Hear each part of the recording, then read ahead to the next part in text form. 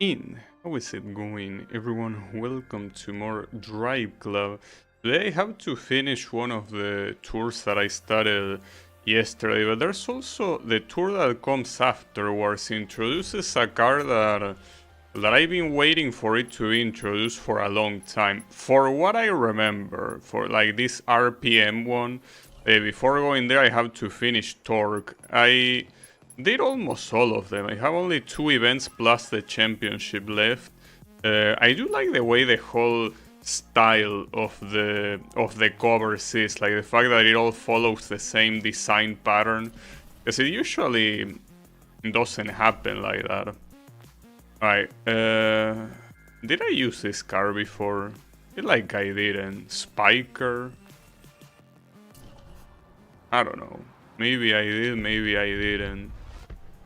It's one of those fancy cars that you open the door vertically. It is simply a drift challenge. So I'm curious to see what the next event. It's called God Mode. I don't know what that means. Well, no, I know what God Mode means, but what could it mean in the context of this game?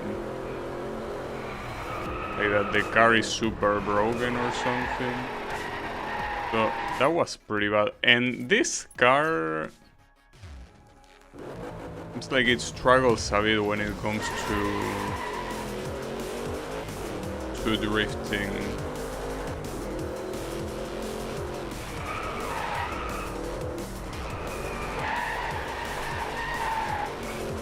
Yeah, not a very big fan of this car's drift. Like, it takes a while for the drift to start going, but there's also the issue that it can very easily get stuck.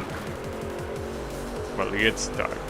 As in, you cannot really move it afterwards. It starts drifting, but you cannot put it back to where it was. See, like this. This car kinda sucks. Well, for drifting at least. I don't know how it would be to use it normally, but when it comes to drifting, it's certainly not very nice. I think so far this has been the worst car in a drift event that I used so far, I think. I have no idea how this car will behave in a race, but in this drift event it's misbehaving quite a bit. Well, that's enough to get the 3 stars.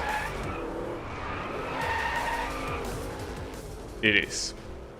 Well, I'm glad that it wasn't very picky, because... Oh, wait a second. Was the event called Difficulty Spiker? It's supposed to be a difficulty spike. Well, not really, but yeah, definitely not the best card to do one of those events. So we're gonna go with the Apollo Enrage here. I mean, sure. I think that the only one with a nice skin is the original color. Every other color just paints over what it already has. God Mode, they call it because it's supposed to be one of the fastest cars in the base game, but I don't like this car. Aside from not really being the fastest one, I feel that it loses control too quickly. It's very hard to properly steer. Well, at least properly steer when it comes to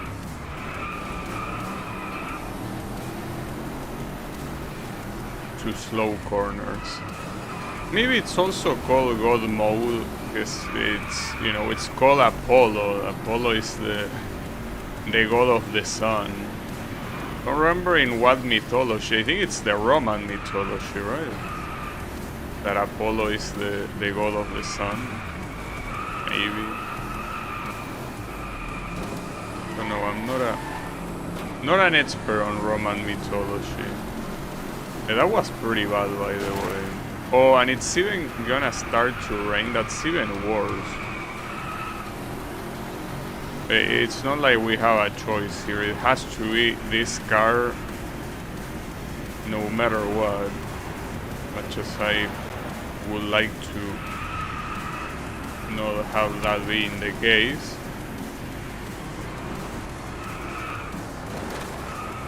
Right, so the issue is this face-off.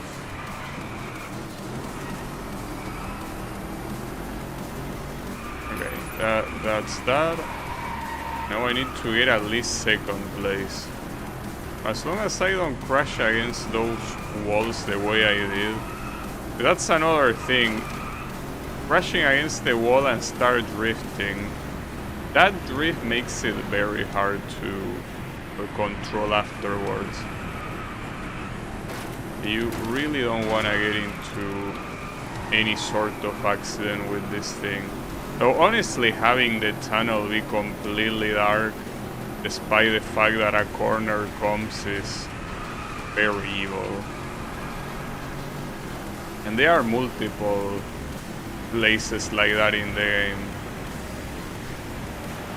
I cannot imagine a real life place with something like that.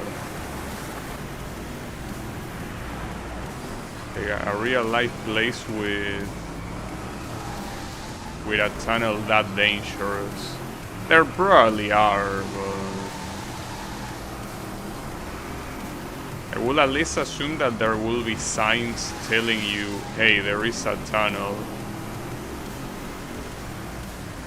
It's starting to happen what I say, the fact that this thing really struggles with slow corners, and even more so if it's gonna rain. Not a good combination at all.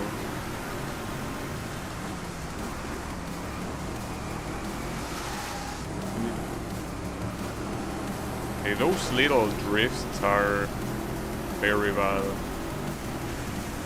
But I cannot avoid it. I'll be able to win. As long as I don't fuck up this, yeah, I win. So, it took some time.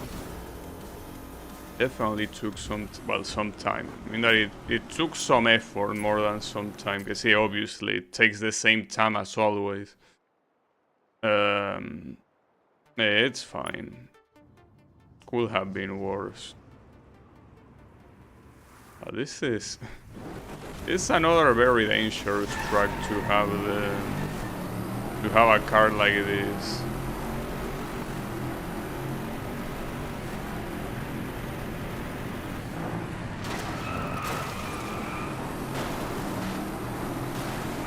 As long as it doesn't rain,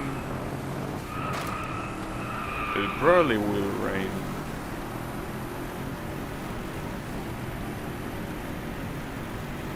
You look at the sky and it certainly feels like it wants to rain. Okay, yeah, that's pretty nice that guy just got in my way. At least it's still enough for the face-off. It's insane how the opponents are the biggest obstacle when you want to complete a face-off. They are the biggest issue. Like the face-off can be pretty easy, but if these guys get in the way, you are boned.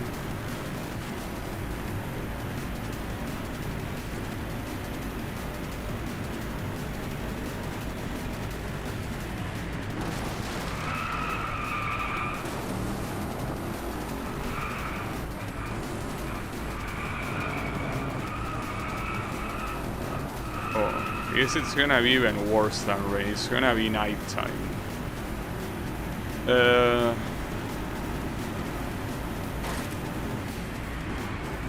at least there are some lights in the track. I feel like this is probably not, but I feel like this is the first time that I did this track at nighttime. Probably wrong. I mean, it's not like I specifically pay attention when it's nighttime on a specific track, so it probably did happen at least once, but I don't know.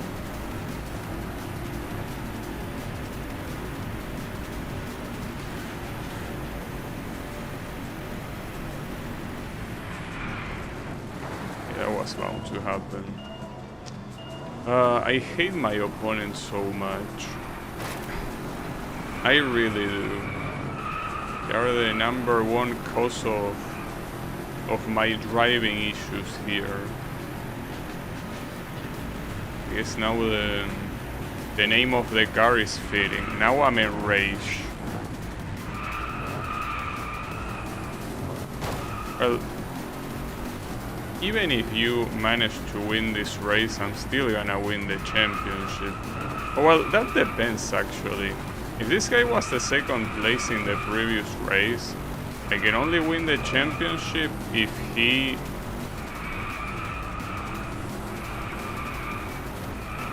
Well, if I... No, I'm gonna win.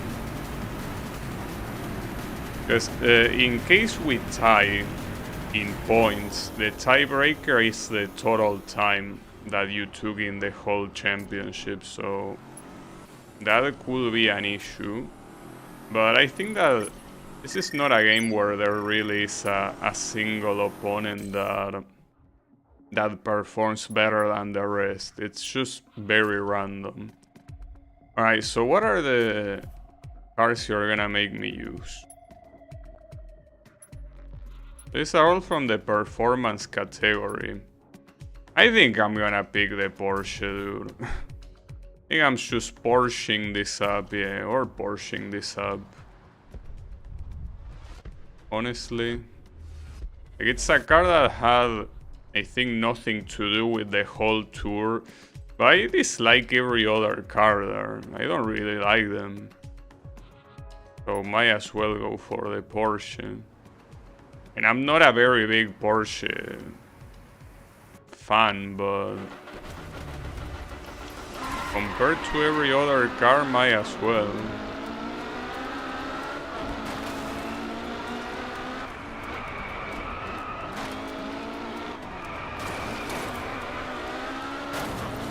I mean, I guess if this wasn't a choice, I probably would have picked the Ferrari FF.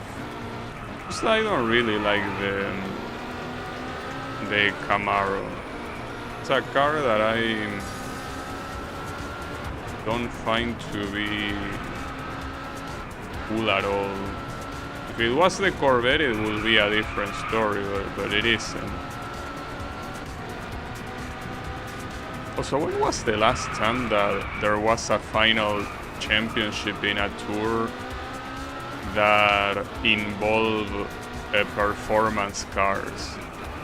So maybe there was one and I'm completely clueless, but I think that most of the recent tours had the final championship with either super or hyper cars. I don't remember there being many performance ones.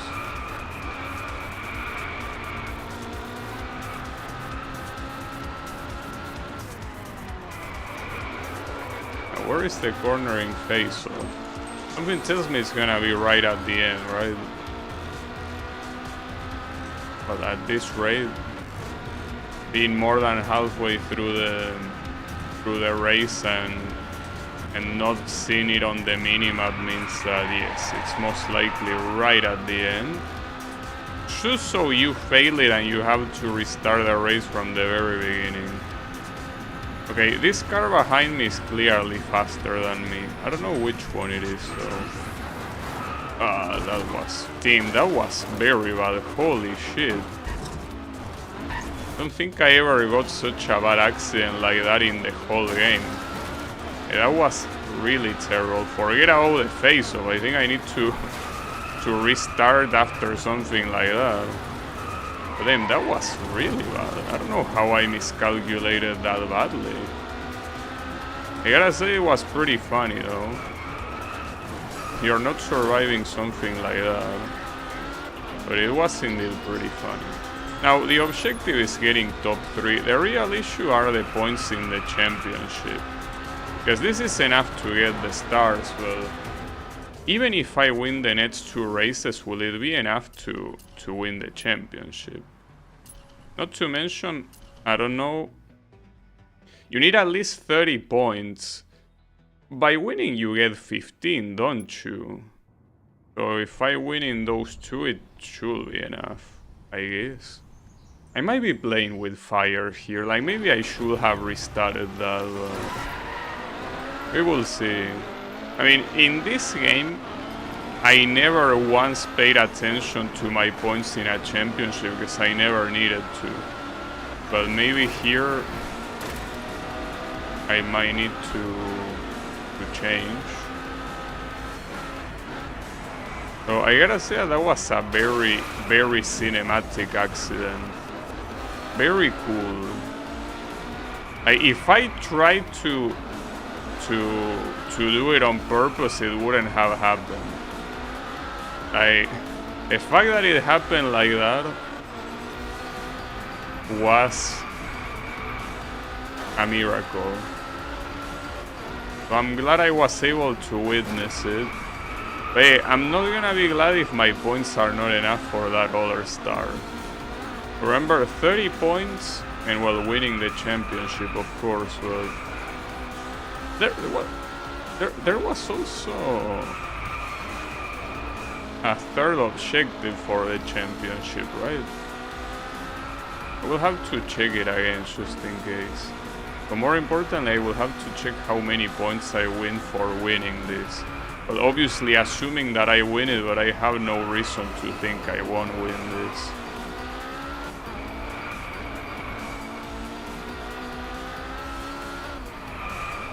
Especially this being a track with a lap system instead of a progress. It should be fine. I also wasn't able to see, since I had the accident and I could no longer pay attention to the guy on second place that well later on came in first place, I'm assuming. I couldn't see what car was faster than me to watch out. So that's also an issue, though. You can tell that he's faster, obviously, in top speed. Because here, everyone else is very, very far behind me. So he was only slightly faster at top speed, and that's it.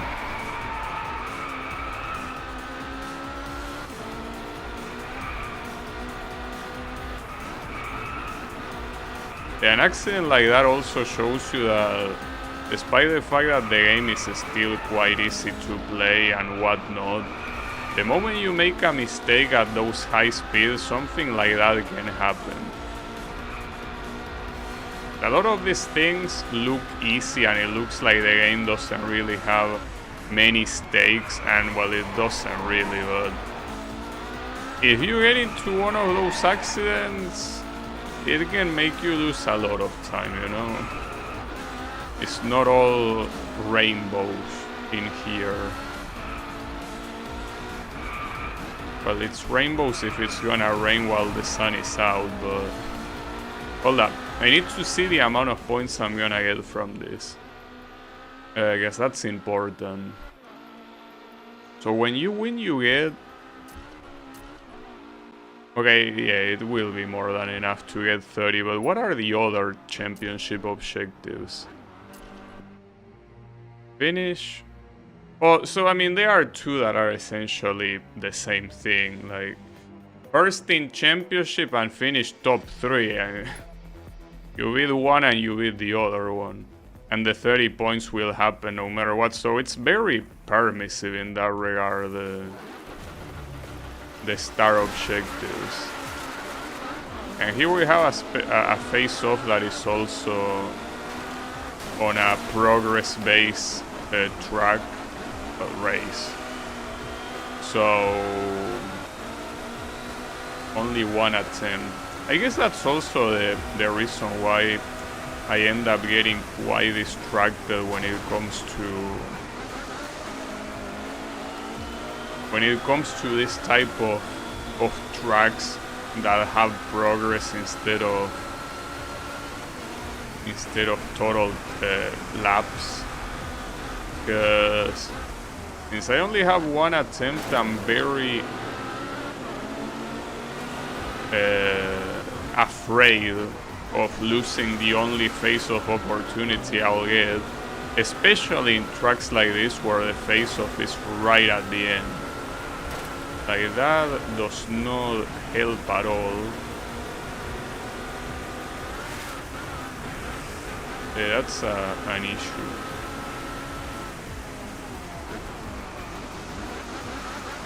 Oh, is this the guy that was faster than me? What car is it? Is that the shower? Am I really getting beaten by a shower? Pretty sad. Or maybe it was that spiker thing, I don't know. Those cars are weird, I cannot really recognize them very easily. At least the tracks are relatively short. I mean, it's nice that that's the case considering that we are using performance cars.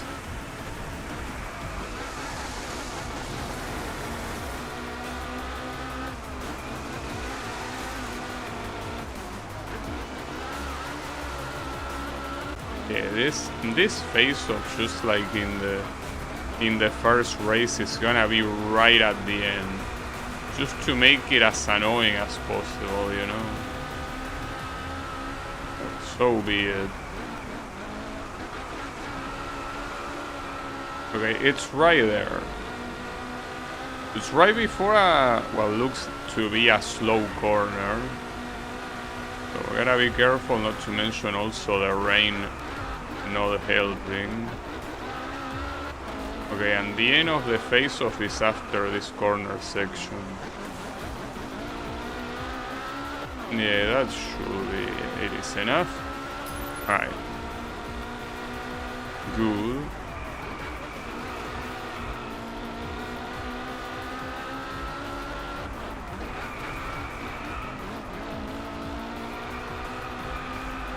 Then whatever remains of the track shouldn't really be a problem. Yeah, I gotta admit that accident was the highlight of this tour, without a doubt. I forget about the highlight of this stream so far. No, the highlight of the whole tour. This tour torque wasn't very interesting, and to this point I still don't know what even is the main theme behind this tour, but yeah, whatever. Who cares? That's the real question. Okay. We completed torque, and now it's time to do the one thing I was waiting for. So RPM, revolutions per minute. This thing introduces one car that you're probably already seeing it, though not in this event, but you see it below. But yes, finally introducing the first Japanese car in the game, which is none other than the Nissan. For some reason, this game, up until now, unless one of the random cars I don't know about was Japanese, every car in this game is, well, majority European or at most from the USA. So it's in this tour the first time that they decide to put a Japanese car in it. And a Japanese car that got introduced way after they introduced Japan as a location in the game. I really don't know why they took so long. Especially, you know, so here's the thing. This game got marketed as an arcade racing game, because I mean that's what it is pretty much. And the thing about arcade racing games is that the king of arcade racing games is Japan.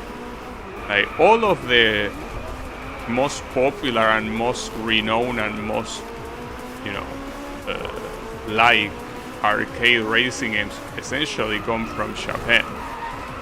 And like, you can name whichever you want. Well, if you consider, because I was starting from the beginning, right? If you consider Outrun a racing game, I mean, it's not really a racing game, but it's more of a driving game, right? But yeah, that one is Japan. Ridge Racer, Japan. Which other one? Arcade racing game. Well, Virtua Racing, also Japan. Initial D, Japan. We're all talking about very known arcade game. Well, very known as far as arcade racing games go, of course. And they are all Japanese games. The only exception is of a very popular arcade racing game franchise that is not Japanese, is Need for Speed. Need for Speed is, yeah, one of the most popular, and it's not Japanese, it's from Electronic Arts. Back when Electronic Arts actually made video games, you know. But yeah, you have exceptions here and there, but for the most part, Japanese, like arcade racing games tend to be Japanese, and obviously they try to include Japanese cars the most, even the ones that are fictional. For example, Ridge Racer, the very first one, the car that appears there is fictional. That car doesn't exist. But on the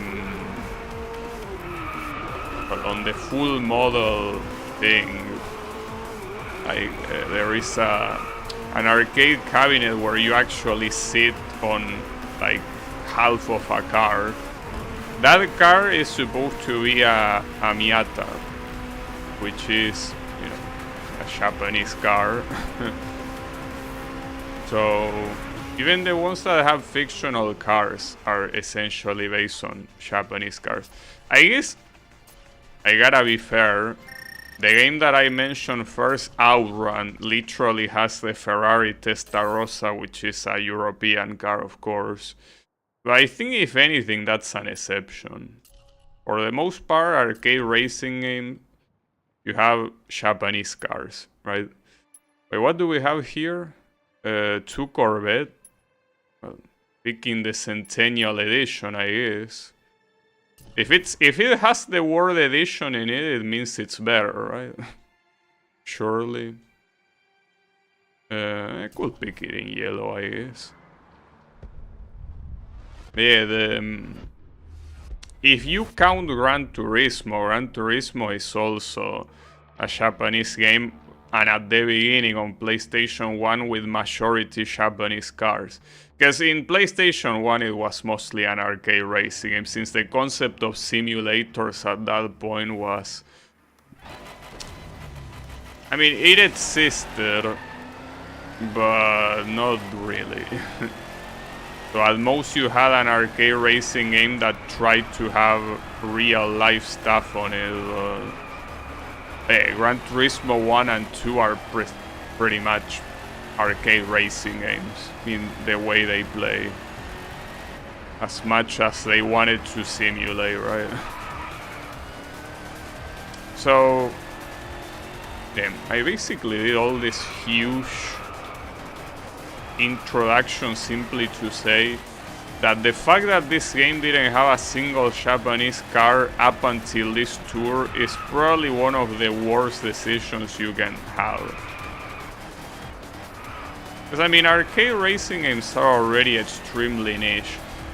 And I mean, this game released in 2014, but even back then arcade racing games were pretty niche.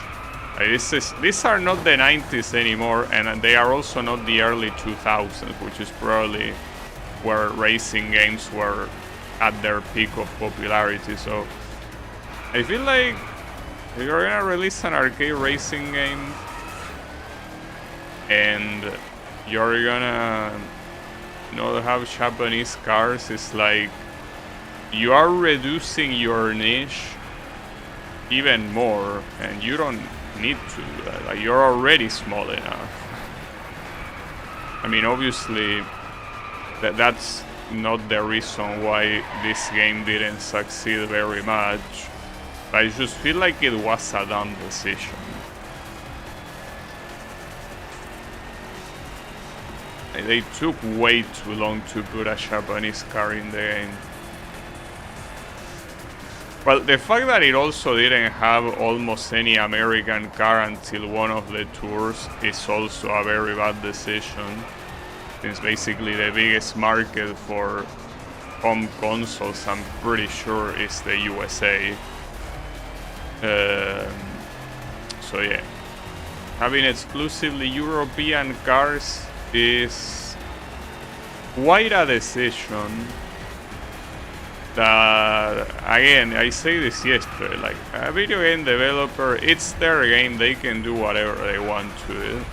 But in this particular case, a game that essentially defined the future of the now defunct company, I think that at that point you probably will have to focus more on appealing to the majority of people, right?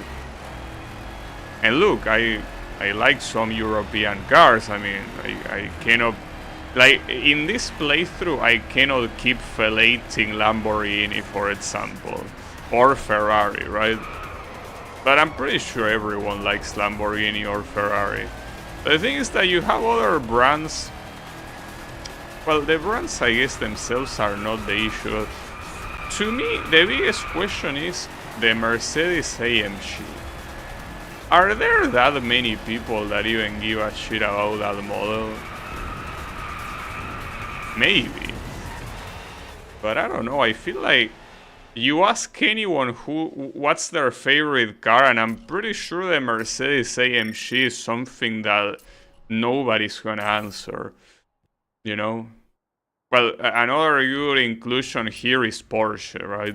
Well, Porsche is also very, very popular. Well, and here, finally, the very first event where the Nissan is available. Unfortunately, it's the Nissan from the time where they started to make, well, at least to me, ugly Nissans. Like, I look at the front part of this Nissan and it just looks ugly, you know?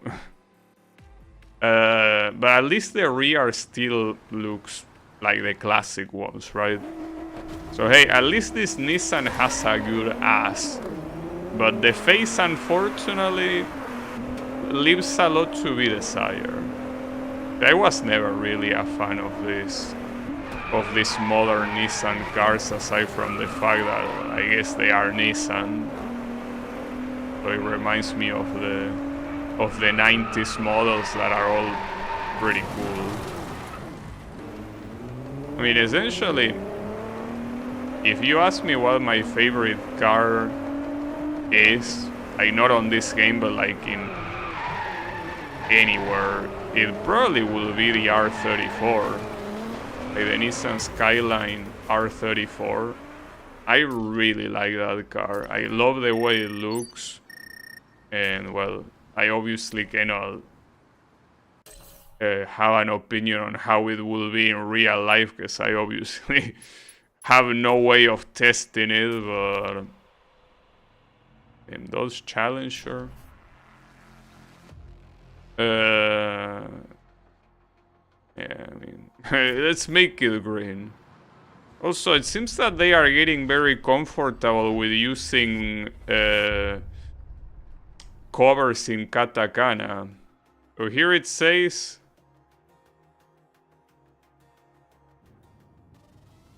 what does it say? Not sure what it was supposed to say. But in the previous one, it just said Skyline in katakana.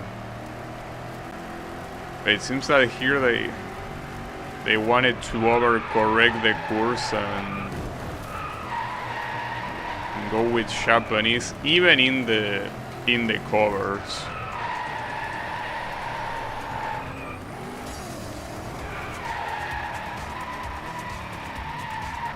That's not enough, right? Ah, barely. That's a shame. Well, the first drift was bad, so I can do this. The first drift I did it very slowly. I could have done it a lot faster.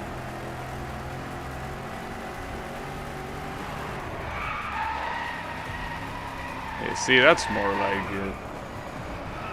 That's more like it.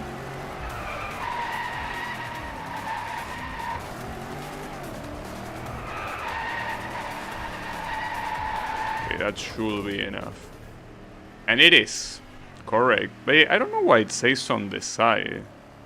I'm pretty sure that the first word says drift, but then on the right it says Shinku Rea Pass. Okay, that might be the name of the place, like something Pass.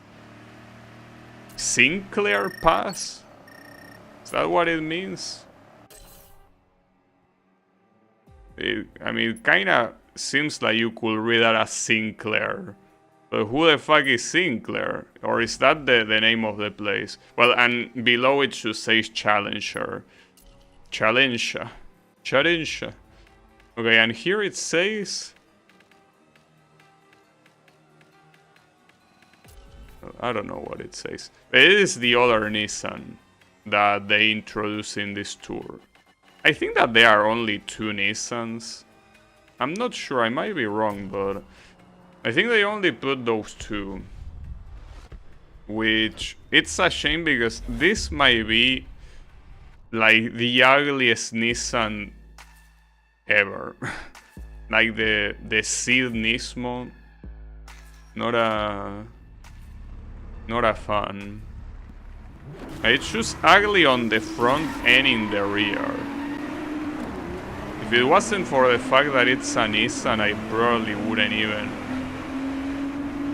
think of using it in other games. As I remember in the game The Crew, you know, that game where you have like an open world of the US and you go around. It's a very good game. I think they closed the servers, but I don't know if you can play it offline. Well, they released The Crew 2. That's not the point though. The point is that in that game you get to choose between a couple of initial cars. And the one I picked was like this one, like a Nissan Cid Nismo. And I did it simply because it's Nissan, but it really is a very ugly ass car. Like, it's only Nissan in name, it really doesn't look like one. Yeah, what can you do? Ugly cars have feelings too, you know.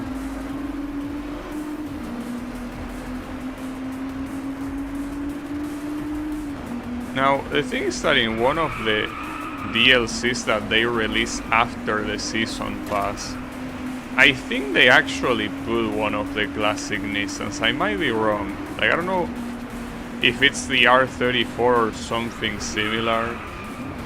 I think it is a classic one. Problem is that it's a DLC I don't have. So, yeah, that's a shame. Though it would be nice if there was an event in this tour that allow you to use any Nissan, and that one is available as well.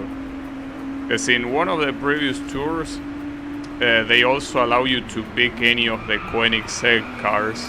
I was able to pick one from a DLC I don't have, the Regera. So here I wish they really put that Nissan from one of the final tours.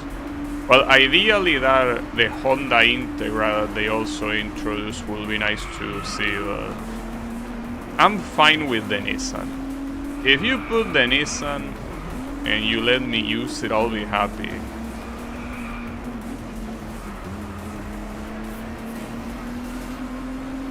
Okay. Also, the name of this of this tour is also extremely generic like the previous one. The previous one was called torque and this one is called RPM. Like, these are just very basic car concepts, so it's like, what are you trying to tell me with that? What's the point of such name? Also, what does it say at the side? Wait. It's like res way? Less way? I don't know. Whatever.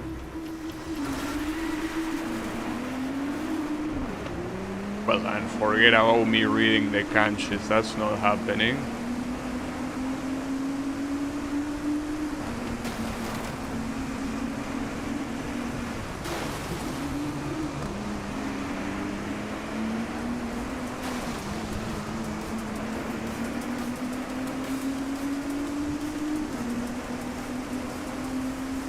Raining quite a lot here.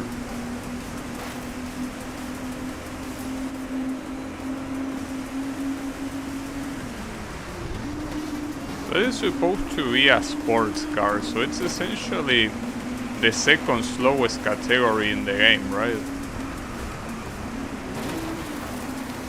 Like, the only slower category is hot hatch. I mean, keep in mind, if you look at this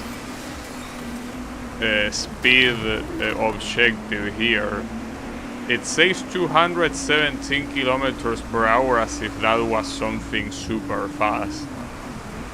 And yes, it's super fast for this car, but in higher categories you reach that without much effort, you know. So there's that.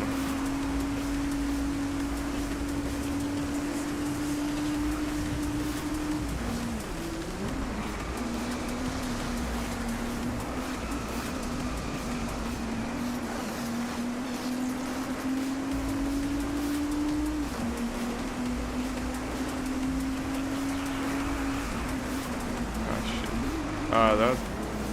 Okay, at least I have enough advantage for this to not really be a problem.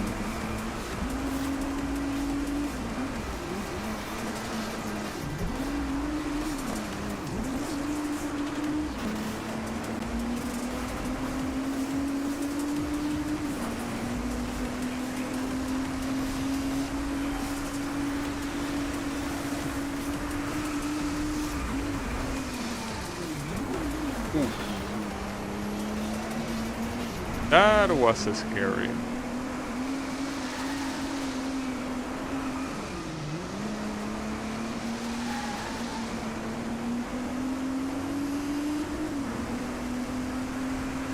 Yeah, no problem. At least no accidents like the one with the Porsche, so we are fine. Okay. So almost level 5.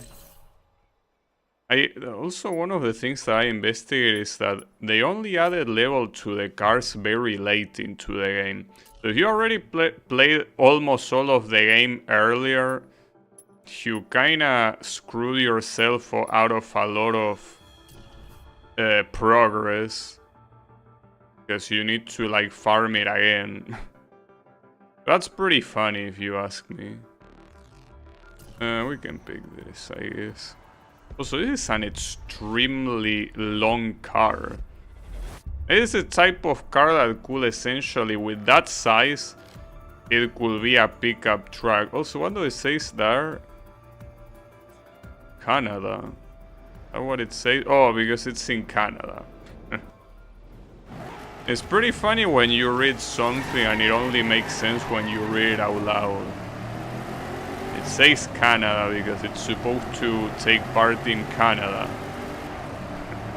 You know, that's where the truck is. Also, how is it going, Darius? A good old classic Driveclub?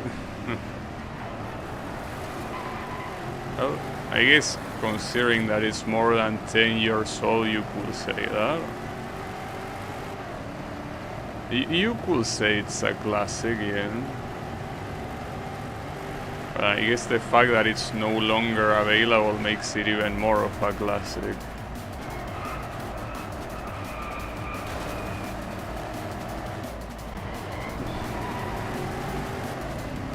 Oh, there is a drift face-off. It's one of the only times that like a star objective involves drifting. Thankfully they make them as free as they can possibly be. You usually don't see them very often. It's usually either average speed or cornering face-off. It makes sense since the other two don't make you waste time, while the drift one always makes you waste time. Ah, shit. It's fine, don't worry about it. The car is fine. It's a very big car, okay? Has a lot of mass to take abuse. So don't worry. No, I mean, it's as I say, with a size like this car could easily be a pickup truck. They will just turn this into a pickup truck. It seems like it was their original intention, you know?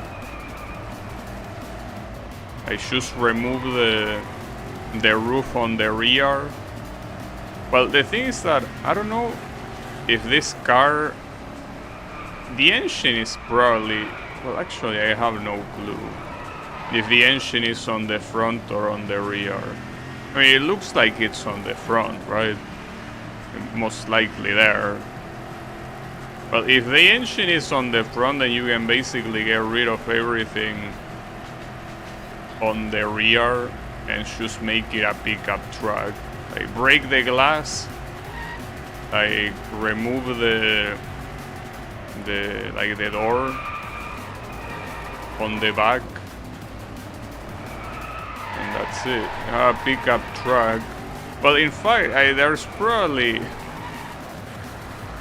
already those pickup trucks that look very similar to it.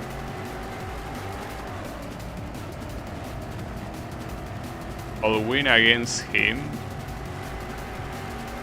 Who is him? The CPU?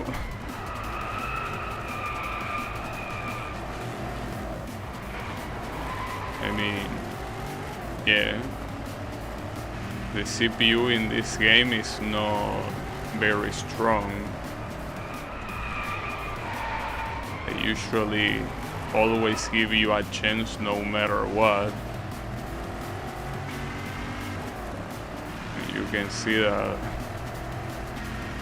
there is a little bit of distance.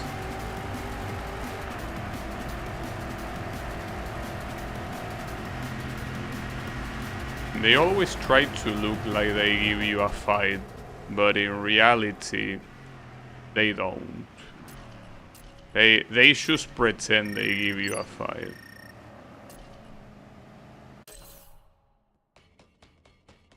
But yeah, the CPU is... Wait, what does it say there? Oh, wait, it says drift? Wait, why does it say drift? It is not even a drift challenge. It says drift on the side of the cover for some reason. I mean, sure, why not? So, why does this have two black colors? I guess one is more, you know, less shiny. This is a bad start. On full nighttime and with snow. It wasn't hard enough to see already. Yeah, not to mention this track being very very treacherous no matter what.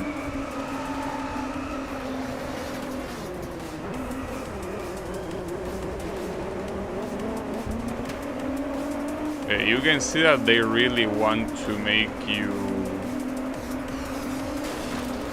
fully see the fact that this tour introduces Nissan. Because I mean, back then, I remember there being forums and all of that. Essentially, you had people complain about the game. Most of the complaints were at the beginning about lack of content and the online not working very well. But I think there were a lot of complaints also about the fact that there are, you know, not a very big variety of cars. And I'm pretty sure a lot of them probably also complain about the lack of Japanese cars. So it really feels like this tour exists as an answer to that, as a way of saying, you wanted the Japanese cars, well, here you have them. And you will have all these tours where you will, all these events in this tour where you will exclusively use Japanese cars. Which in reality is Nissan, but it's a Japanese car, you know? So to me it's pretty funny that essentially took them this long. But I do remember there being a lot of complaints about this game. Well, especially because I remember it marketing itself as the Forza killer.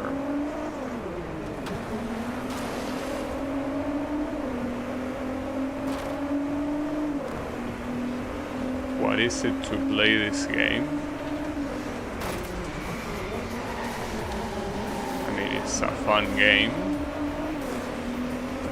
It feels good to play. Want to describe how it feels to drive? I don't know. It has similar. I mean, the most famous example I could think of is Need for Speed. It feels like you're playing Need for Speed.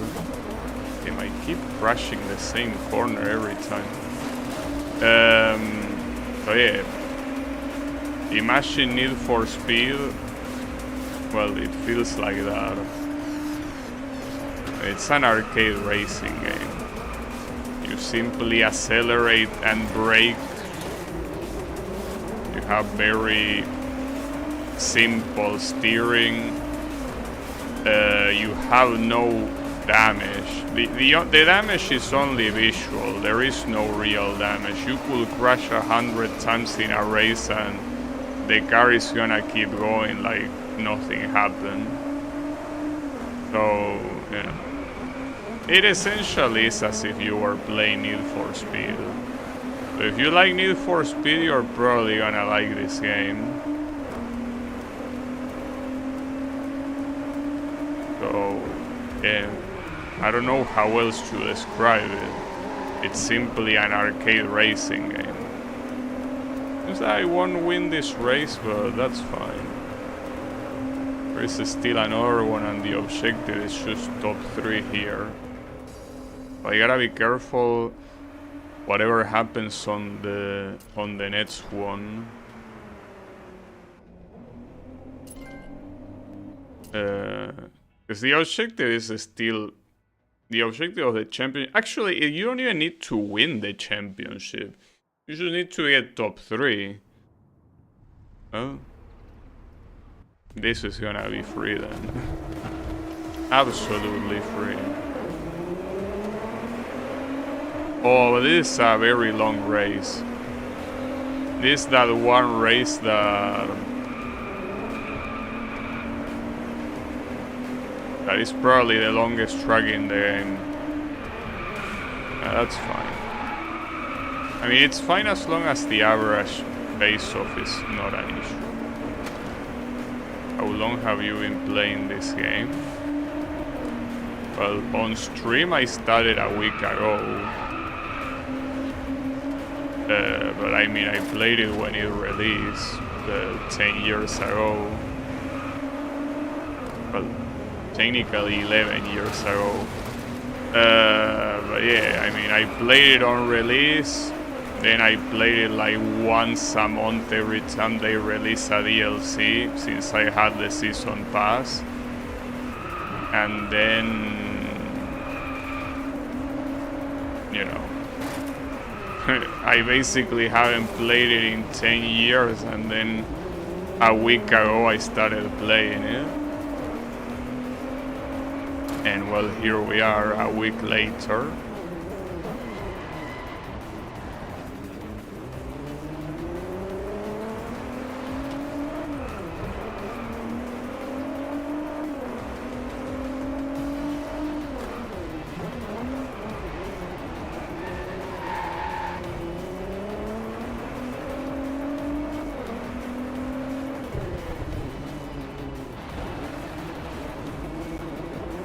Same, choose 5 less.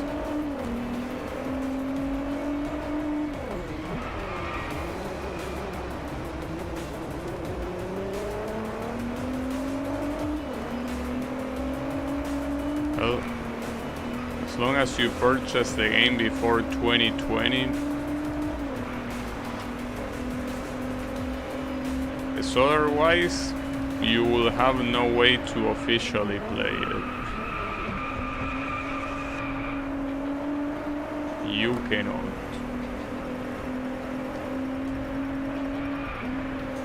No. Okay, calm down. Okay, I made it. Still pretty scary though.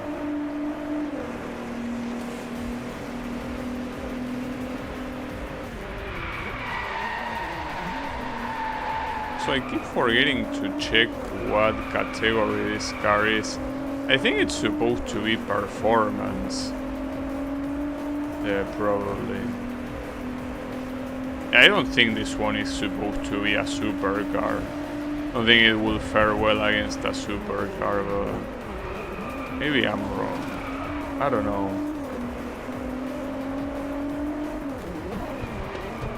In fact, you know, I'm not sure if this car is different from the one that I played on the third event of this tour. I don't know exactly how many Nissan there are in here.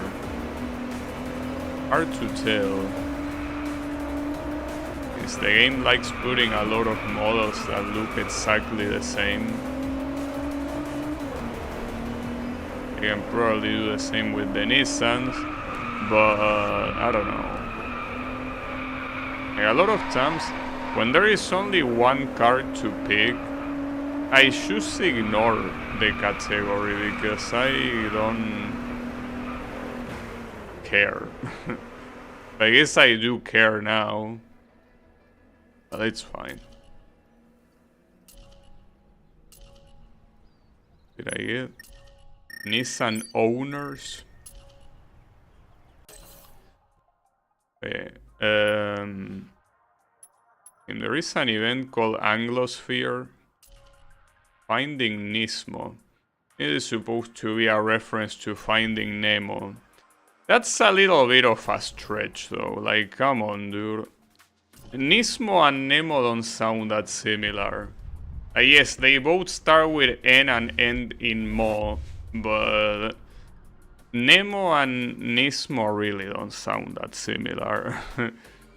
Finding Nismo... It was a good attempt, I'll give you that. A good attempt at a reference, I guess. Also a very weird reference, guys. What does this event even have with Finding Nemo? It's not like it's in a place... I mean, it's not even raining. I guess there is a little bit of water in the road, but... I don't know how this is related to that movie. Damn it. that final corner will be a problem.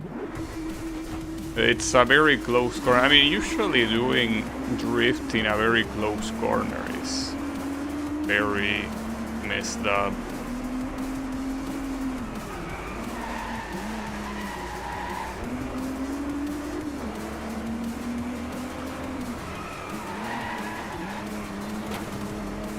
But at the same time, this drift, for the most part, doesn't seem like you're intended to get that many points from them individually. Okay, that corner is gonna be a shit fest. Because you have to go very open in the corner trajectory, but it's not like you have that much room to do that. You know, you really don't.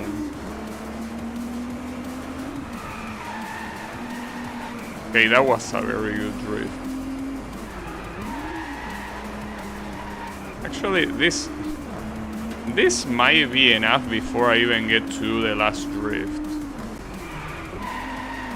Well, it wasn't, but yeah, by 200 it wasn't. Alright. So, did we find Nismo? Maybe. Alright, so what else do we have? Anglophile. Oh, wait, did I misread? I thought it said Anglosphere, not Anglophile. That's a different word. A very different word. So here you're allowed to use any car that is either from the USA or... well, no, these are all from the UK. There is no one from the USA here. Right? These are all British cars. And this is a time trial. Well, that's an interesting thing. It's a time trial. And you're allowed to pick the car. I'm gonna pick this one. Usually, it's been a while since there's been a time trial in this game that lets you pick the car. Usually you only have, like, well, you have no choice. Like, you only have one car, but here, the fact that it lets you pick it can be very dangerous.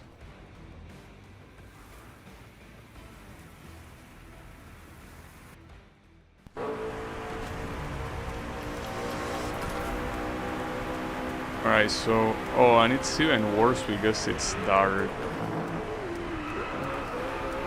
It's even worse. So, who is the car? That's a McLaren. I think the one that is actually the top ghost is a McLaren. Okay.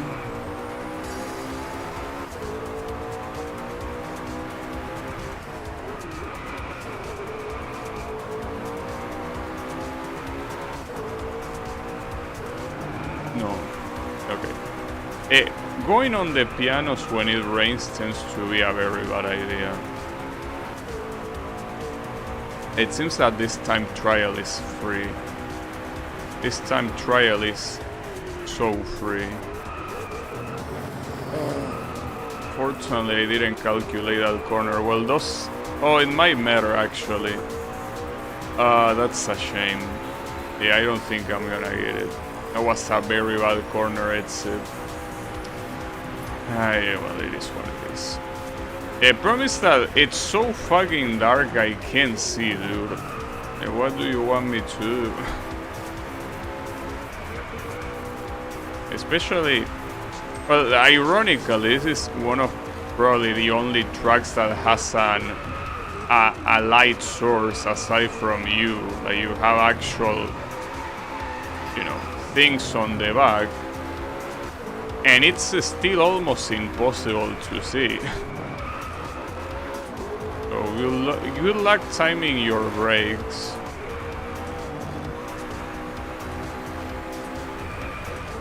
Okay. So this was the corner exit that costed me the time trial. I need to brake a lot later. I mean, it's very hard to calculate with this little light. That should be enough though.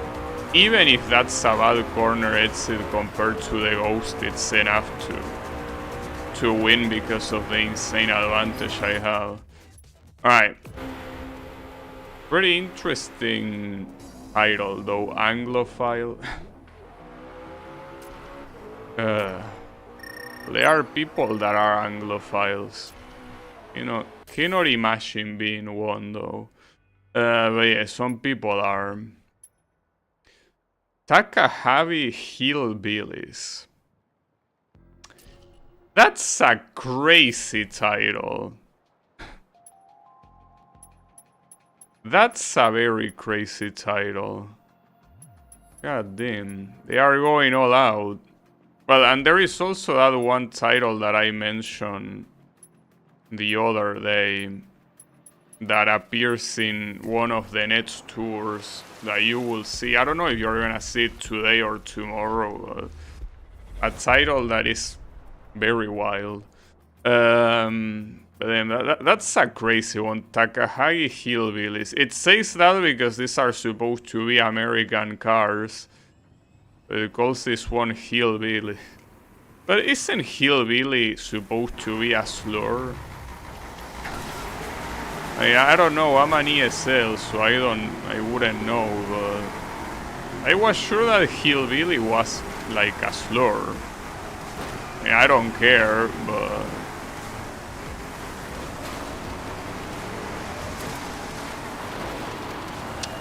hey, what do you mean corner penalty? How was that a corner penalty? Are you out of your mind?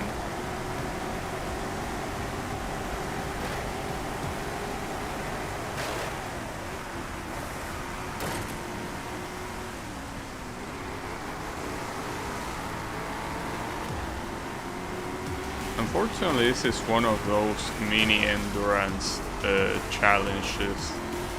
It seems that after like a specific tour, they decided to include one of these in every tour.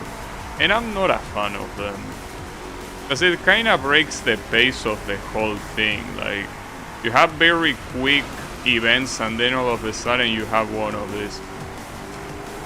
I mean, it's at least, I guess, unique, but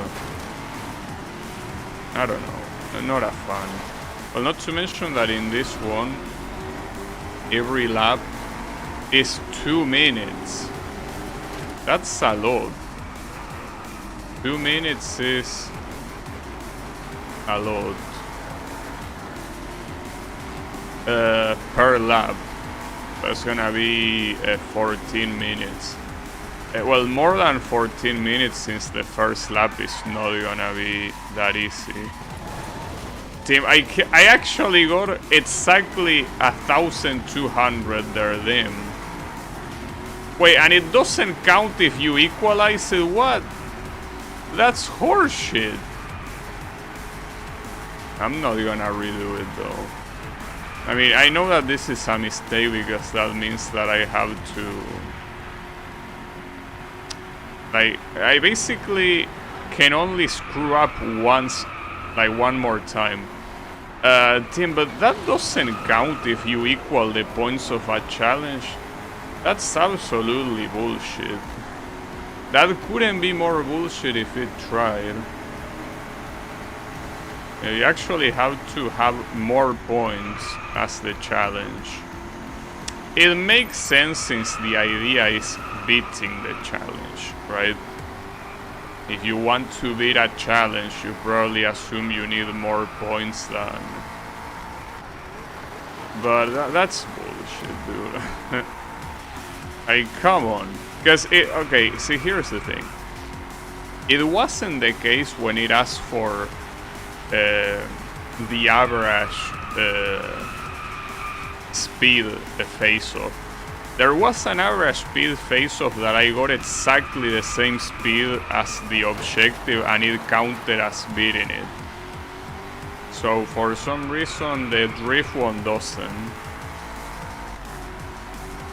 But then that really sucks.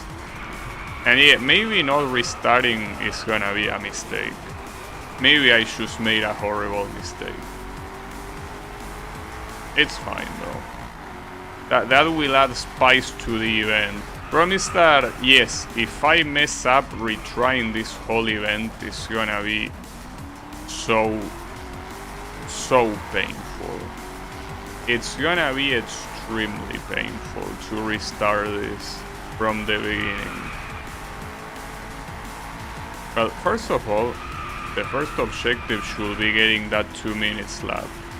And this is by a lot. In fact, I guess that's an objective that has no reason to be there. Why will you? Well, I guess it's because you can pick any car from the selection. You could pick a slower car, and I guess it's adapted to the slower cars. So I picked one of the fastest ones. I guess it's something that you can kinda see when you compare it to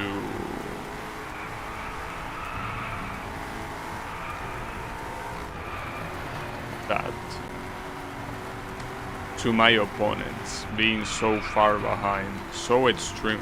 Oh, this is another drift face-off, the one that's coming out. Coming up, not coming out. Wait, isn't this on the exact same corner? It is, isn't it?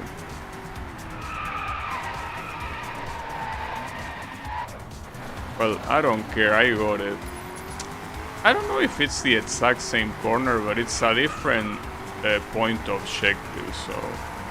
Even if it's the same corner, it's not the same challenge. But man... The issue is that... I only can do one mistake. Only one mistake allowed. Nothing else.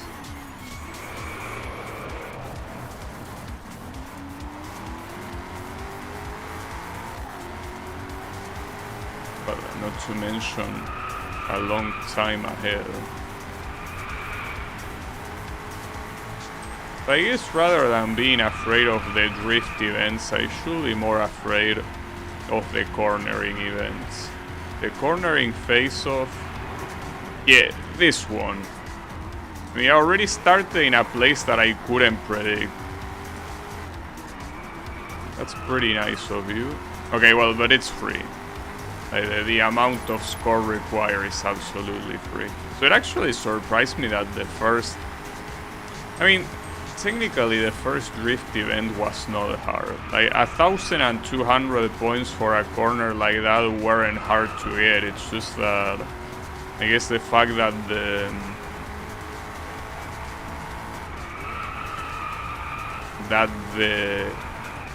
the track was wet didn't help.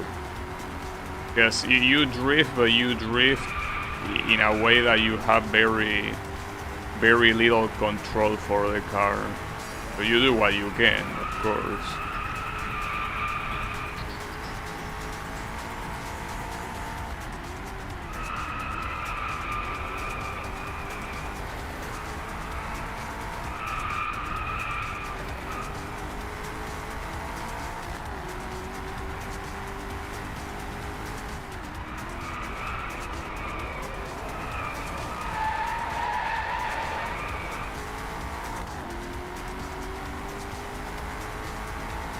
Wait, the face-off happening.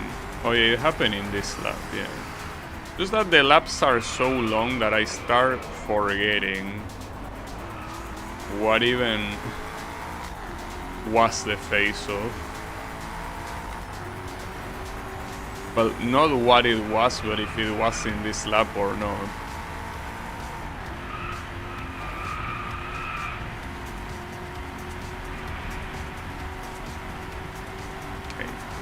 What do we have here? Oh. Ouch. Nothing at the beginning, but...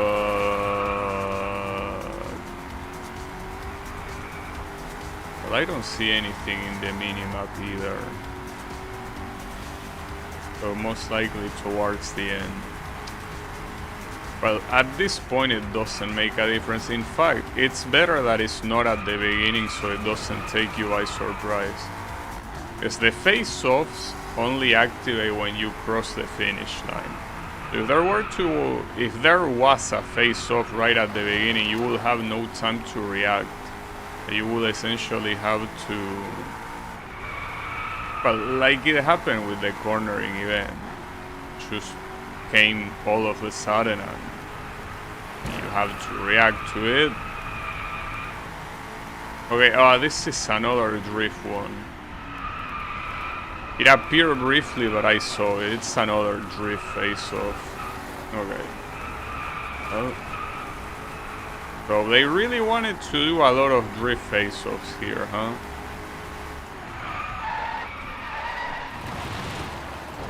That was bad.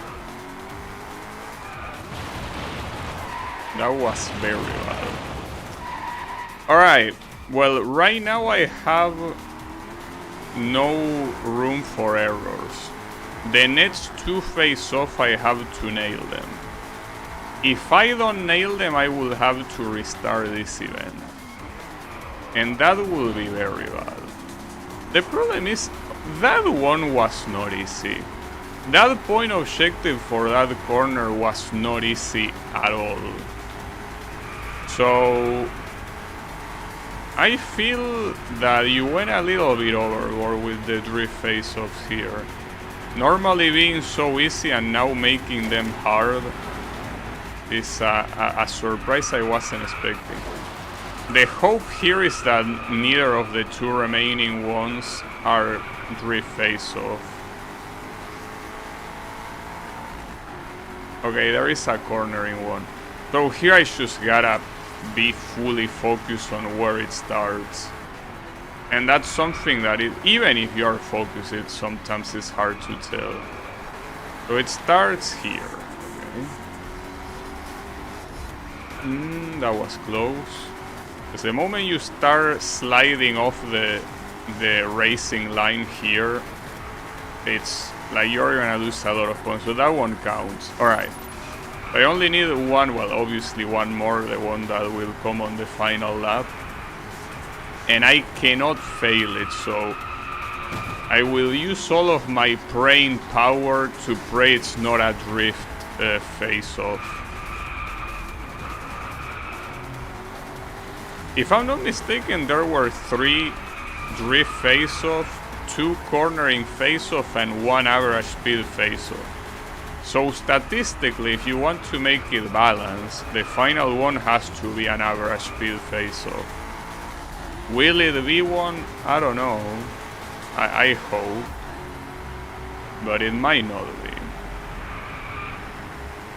We can only pray. We can only pray.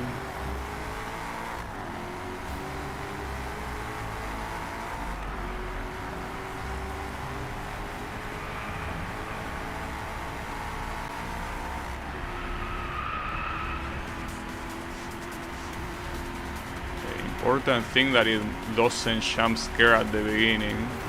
It's a drift one, and right at the beginning, well, this is gonna suck. Okay, that works. That works, so worry not. We got it. Thanks for... Actually, you know what would be pretty funny? If that hit from the other guy would have cancelled the points. Because we already seen that in the drift events, if you do a drift and then you immediately crash against the wall, it cancels all the points you have. So if a crash against another car also cancel your points, that would have been so tragic. Pretty funny though, I must admit it would have been extremely funny. Not for me, I guess, but it would have been a very funny situation, but man, would have been very bad if it did happen. So the only objective remaining is of course getting first place, but now that that drift is done, that shouldn't be a problem. It could have probably been a problem if the drift was near the end and I did that same thing where I essentially lost a lot of time near the end as well. That would have been horrible. But yeah, we should be fine. Unless for some reason I mess this hairpin up somehow. But no, we're fine. We're fine. No need to be negative. We have this. We got it where we want it. Alright. So, that's that. Those were 14 minutes, essentially, as I expected. Oof, that was painful. Damn, and all of the guys on the podium were the ones using the Centennial edition of the Corvette. Pretty funny. Yeah, I got this. No problem. And then the final thing remaining is the championship. So... yeah, as expected, this Nissan is on the performance category, and you can tell that for being in the performance category, the stats are ridiculous, like ridiculously high. Like they really wanted you to win this no matter what. Because yes, the stats are quite ridiculous. But I guess they wanted to really hype the first Japanese car in the game, right? So that's interesting. That means that there is no Japanese car in the super and hyper categories. It is what it is. At least we got the Nissan, though I don't know if the one that they introduced in the final DLCs actually counts as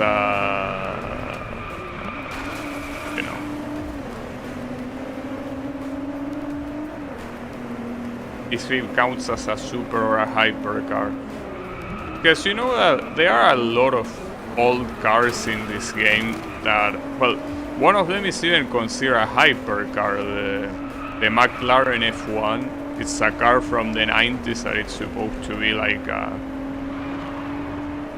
it's a fast car, but weird that it's considered hyper in the same level as things like the, you know, well, the monstrosities you see in this game, right?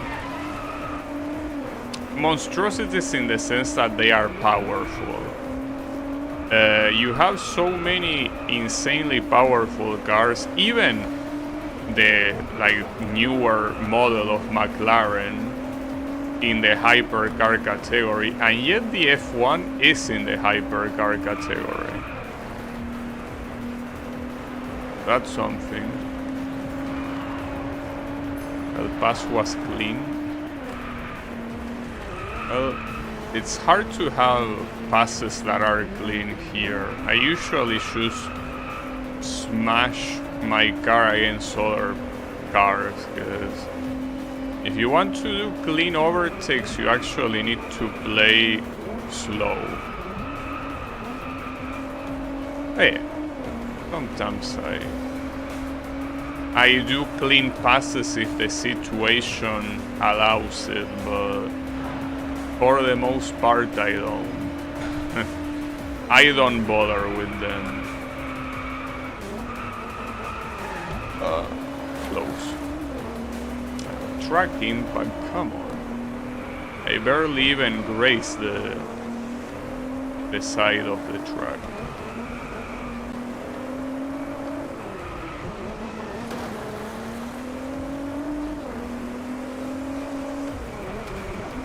That's what I do, yeah, it happens.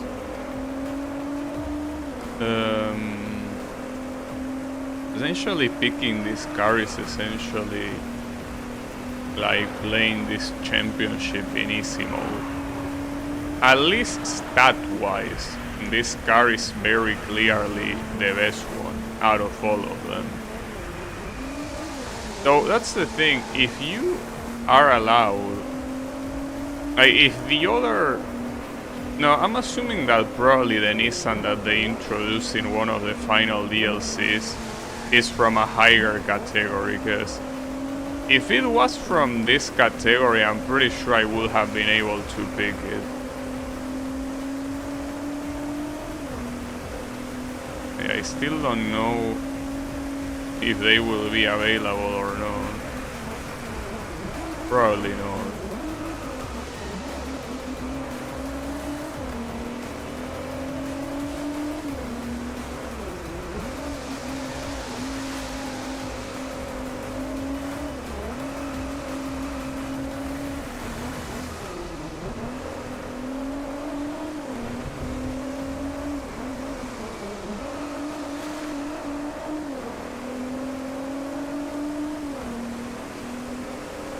Regardless of if it is easy mode or not, I promise Nissans, and you have Nissans here.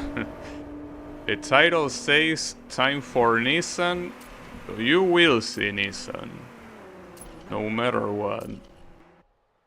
I mean, I was looking forward to the Nissan, but it is true that being in the performance category, they could have put it in the super category, I feel. As here it feels like you're essentially playing against a bunch of babies. Simply because stat-wise they are not even close. Well, you can tell by the way that right off the start I overtake like 5 cars. I overtake 5 cars because they are clearly slower than I am. Well, and regardless of if their top speed is slower, their acceleration definitely is. So obviously I'm just gonna overtake them like it's nothing. And then what do we have here? Okay, so the guy leading the race right now is another Nissan. Well, and at least the cornering face-off is relatively close to the beginning of the track. It's right there. You can see it. So, well, at least if I manage to fail it, I can restart it without much trouble. So there's that.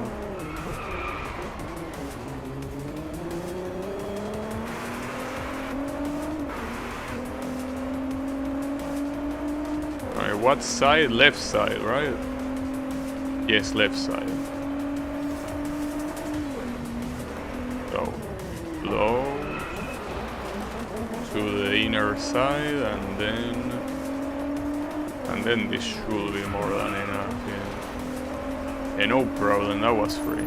And 1,000 points of difference. Just to assert dominance.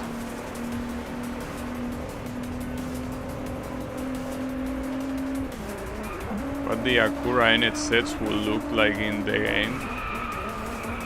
But it will look fat. So if you want to imagine how it will look, essentially look at the Lamborghini Diablo. It will look like that. Just that obviously with whatever characteristics it has, you know, it will look like the Acura, yes, but I'm pretty sure that it will look similar to that car. Very wide, very big, and also, well, obviously very square design on the rear with a rear wing as well. It's probably the closest car in terms of the visual design that there is in this game. If you want an NSX. Well, not to mention, actually, rather than the Diablo, a better example is probably the McLaren F1, actually. It probably will look very similar to the McLaren F1.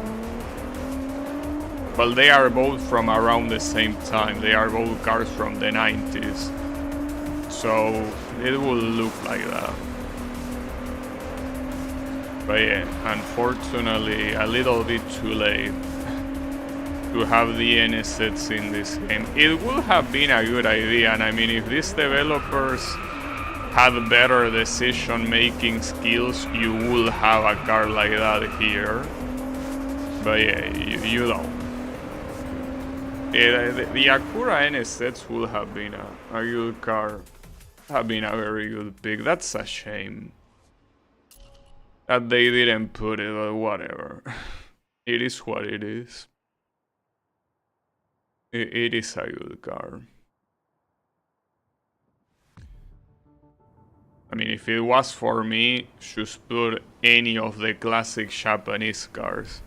I put the Subaru Impreza, I put the Nissan R32 or R34, put the, you know, the Toyota Corolla.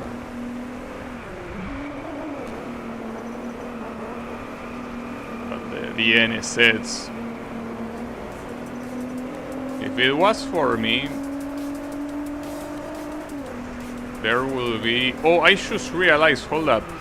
The objective of this race is stay in top 3. That's the reason why I started in second place.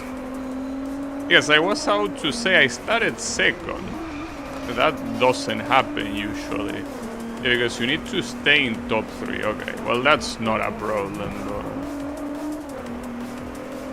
That just means that if there is something risky, I should go for less risk. Especially in one of these tracks with progress that you can go pretty fast. How about the Bugatti Veyron?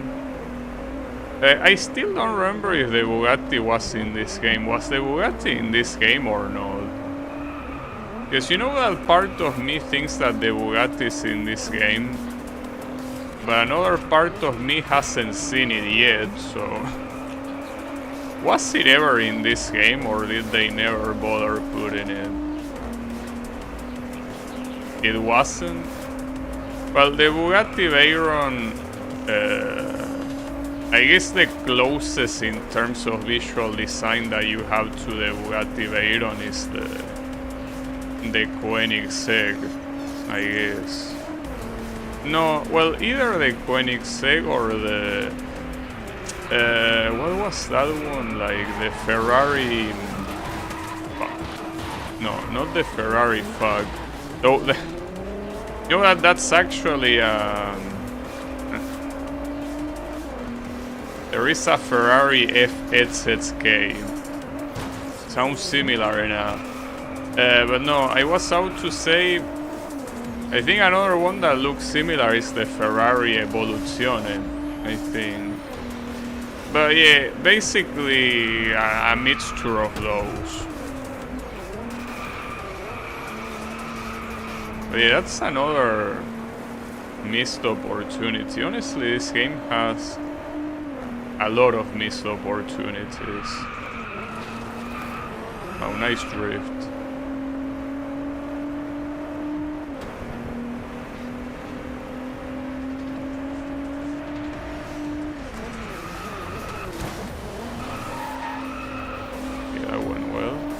And the difference I have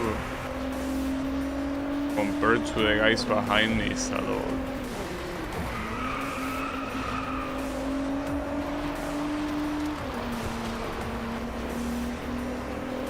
Okay.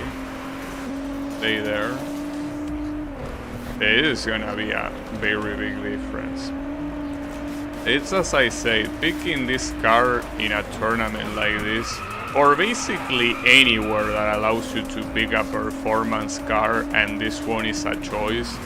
Picking the Nissan is essentially like playing the event in easy mode. I hear the Nissans always finish up there, close to the podium or in the podium. Well, that was RPM, so the next one is velocity, right? Getting to the velocity tour. Correct. The next one is indeed velocity. Starting with the Koenigsegg. Well, speaking of the devil, we're gonna go with the Koenigsegg Agera. What level is it? Oh, I never use it. Really? Well, that's weird. Maybe I used it and I quit because I didn't like the way it drive.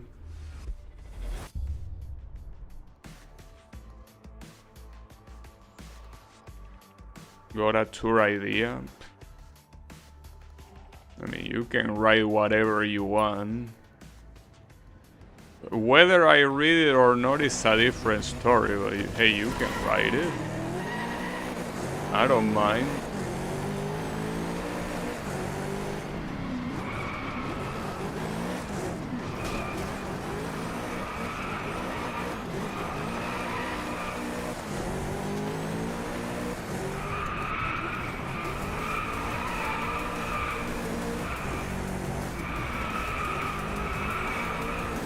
It is a time trial, but my opponents also use the Koenigsegg here, obviously. I'm assuming that for a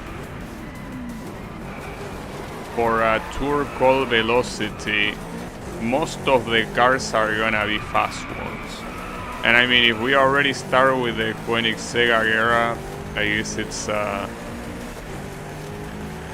it's very predictable that these are gonna be easy ones.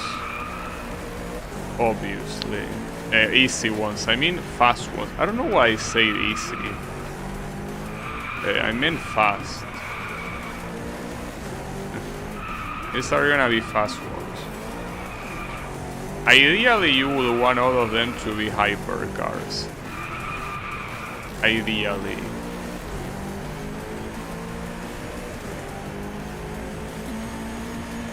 Yeah, I do like the way this car looks. Ah, shit. Okay, don't get distracted looking at the car. Look on... eyes on the road, okay? Eyes on the road.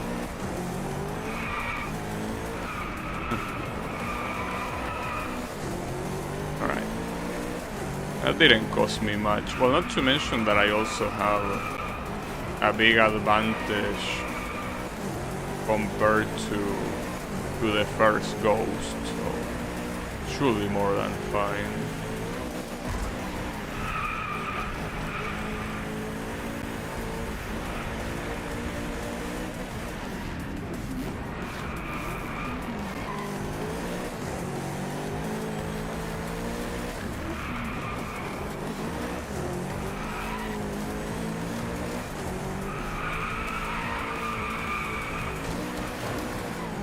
Okay, I got off that a lot better than it could have. Like, that accident could have been catastrophic, but it wasn't. Thankfully. Don't worry, we're fine. We're fine. Question mark, no, we're fine. There you go. Yeah, this car, it's not like it's super bad to drive. But unfortunately, it feels like when you are in a corner exit, it's like it wants to dance. And I don't want it to dance. Mono a mono. Because of the VAC mono. Okay. Interesting name. Let's go with this one. This car was okay, right? Wasn't that big of a deal.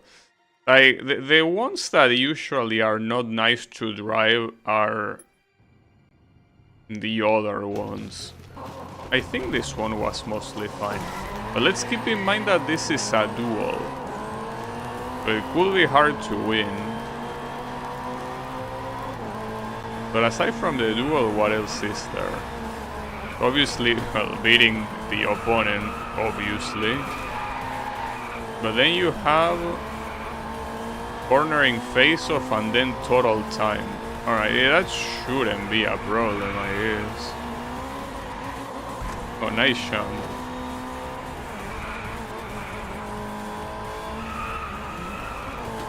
Okay, this is it.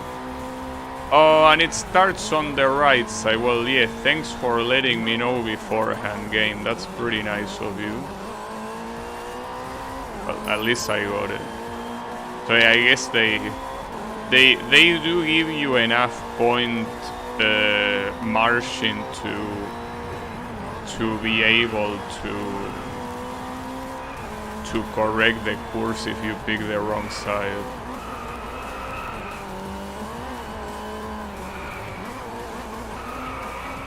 Actually, this VAC mono has very nice handling. I thought it was simply okay, but the downforce on this thing is good. It actually has good downforce.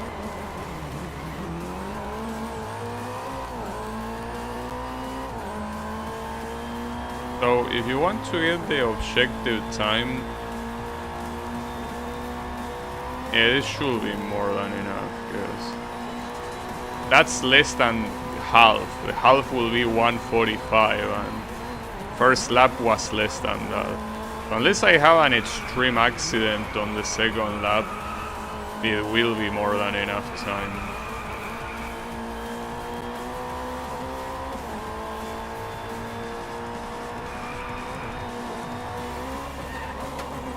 Well, that jump is pretty funny because it's an actual jump. No, okay, almost lost control there. Because the car is kind of in the air in places like that.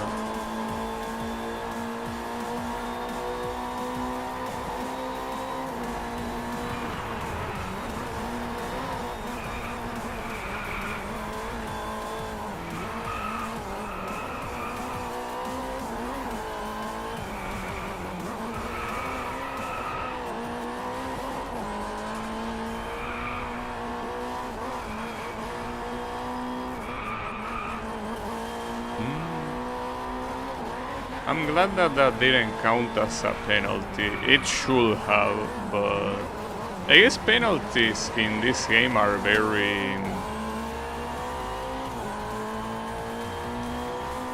permissive. They are not very... I guess it's for the best, because if they were very restrictive, a lot of people will be very mad at them. Including some cars... Well, having a GT3... But see, the thing is that you're including a racing category. Problem is that this game is mostly about, wait, what the hell am I looking at? Oh, it's this thing, okay. Some of these cars are pretty funny looking. This one definitely one of them. What the hell was... Oh, okay. So this is a different car than the one I thought. This... What the hell is this car, dude? Okay. That was unexpected. Wow, this looks so ugly. Oh, and it's one of those electric cars that is extremely loud as well. Of course.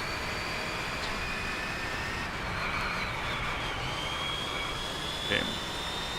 Pretty funny. Sorry, I was out to say, this game doesn't really seem to focus that much on professional competitive cars. It focuses mostly on luxury cars.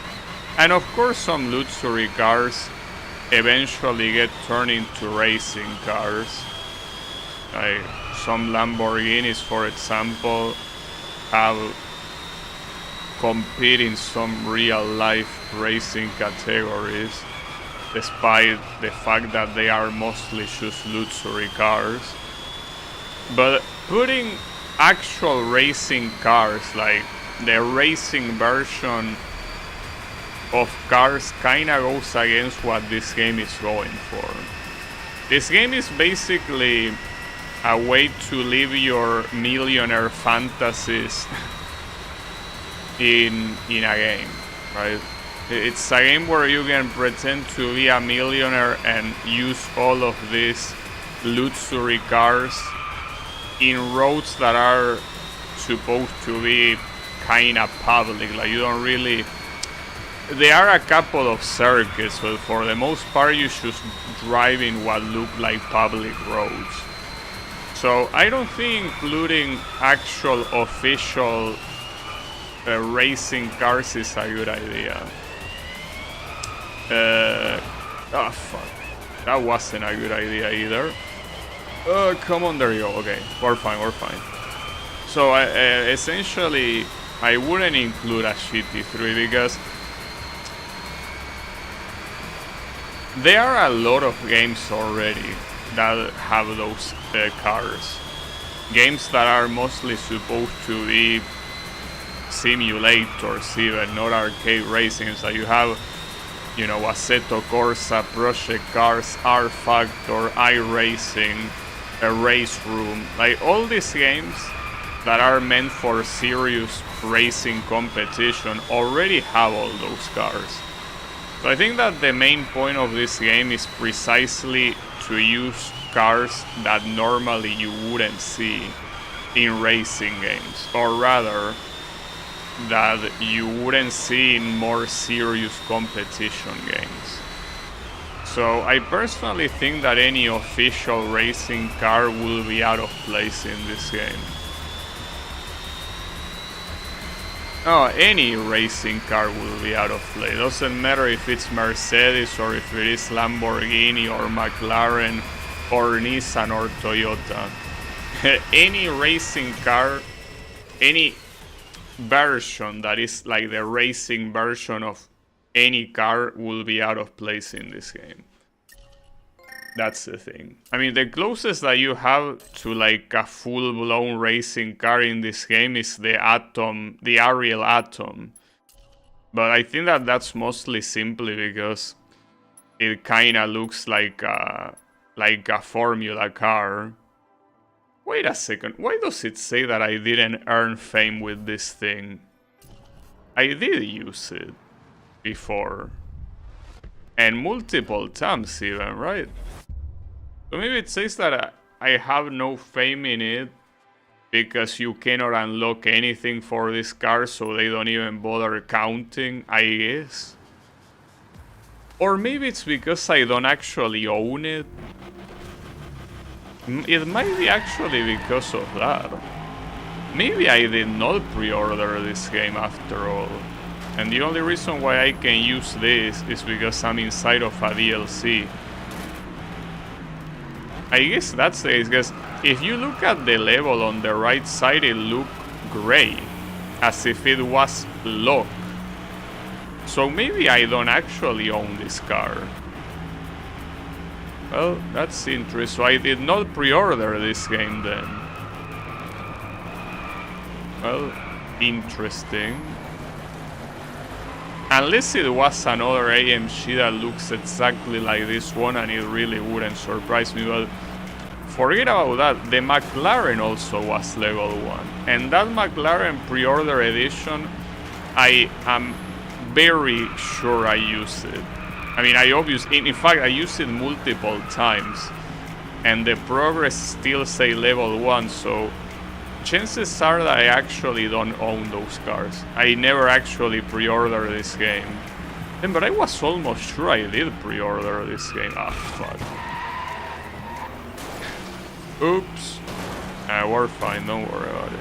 Yeah, that corner is fucked up. I remember that corner being very annoying to do, but it's whatever.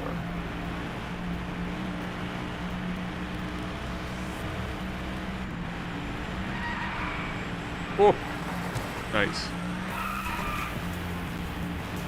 Oh, and he got into an accident, the second place. That's funny. Pretty funny. Alright, but the thing is that... Well, on the right side, all of these pre-order cars are cars that I have. What I don't have is the pre-order edition. But the cars in... The normal version of these cars is literally the exact same car, just with a different livery.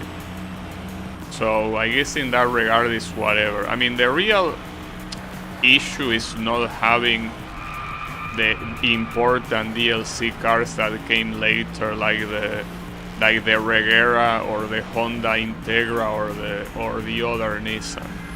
Those are the ones that are a shame to not have, but This pre-order edition shit is like whatever.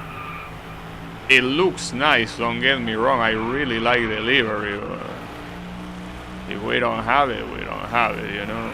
Not the end of the world.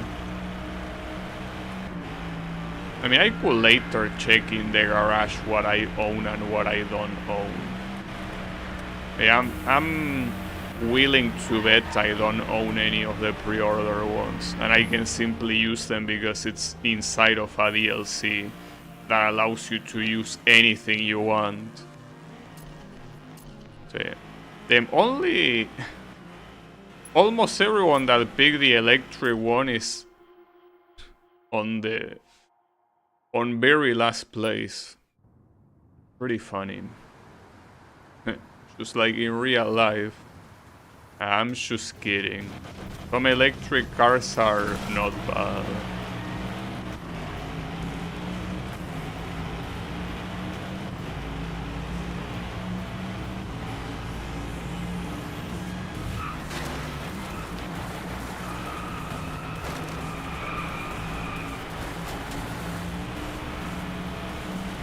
Pretty interesting.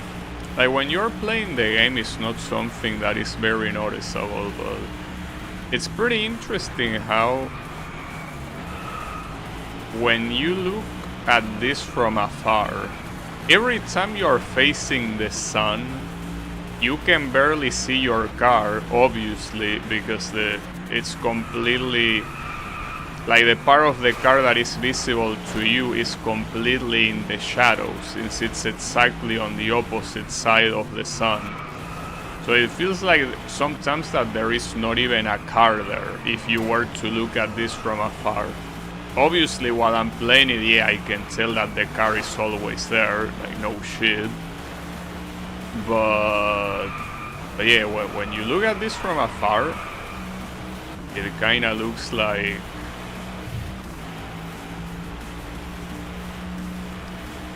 there was nothing there, even though there obviously is.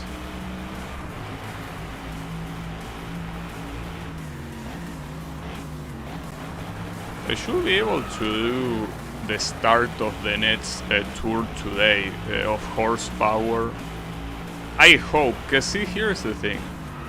Tomorrow I plan to be the last stream of this game, but if it is the last stream, I will have to horsepower, uniting speed, and AMG all together. And that is something that... Oh, and I almost forgot the All Stars tour as well. So I essentially have to do all of that. So, I mean, I can do it because it's Friday, so I don't need to wake up early next day, but it will be a relatively long stream if I don't manage to, like, complete a sizable chunk of horsepower today. Like, I will leave a lot of events for tomorrow. So ideally, I will want to obviously beat this tour velocity, and then go for horsepower. Also, speaking of which, for a tour called Velocity, these are not very fast cars. So I guess yet again they should put a random ass name, even though not really that much about Velocity.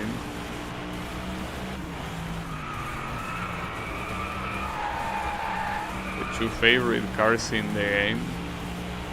Well, the Veneno is my favorite car in the game. About a second one, the Sonda is a cool car. Yeah, it could be the Sonda as well. I mean, what else could it be? I mean, it could be the McLaren F1. Actually, like either the McLaren F1 or the Ferrari F40 as the second one. Because yeah, the Pagani Sonda is very nice. But I think I probably have more attachment to the other two. But yeah, the Veneno is definitely up there. Also, the first place completely kicked my ass here. Not like it matters since you only need a top 3 finish. Now where did it say it will be high velocity? Correct. You are oh, and it was the electric one. Damn, so I guess the electric car heard me talk shit on the previous race and it wanted to prove me wrong. But I still won the championship, Mr. Electric Car, so yeah. How is it going, Wasabi?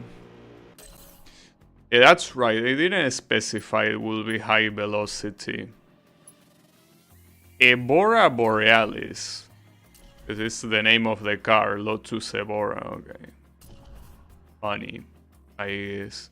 Oh, I used one of the custom ones. Wait, hold up. What other colors do you have? Oh, I like that one. Let's go for that one. See, these cars... I mean, obviously, yes, compared to your usual commute car, these are pretty fast cars, but... I don't think of super high speed when I look at this car, you know? I feel like the name velocity is a little bit...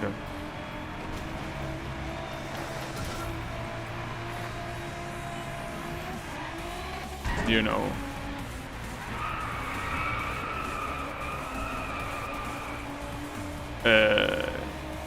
Unfitting. It started so strong with the Koenigsegg Agera, and then it went to, you know, just went back to normal.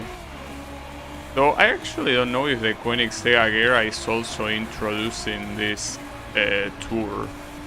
I think it might have gotten introduced here.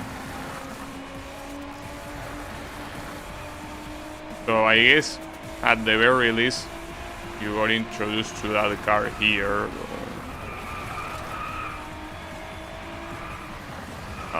That's not gonna be enough. Yeah, problem is that this is a complex track and it's during nighttime as well, so that certainly does not help at all.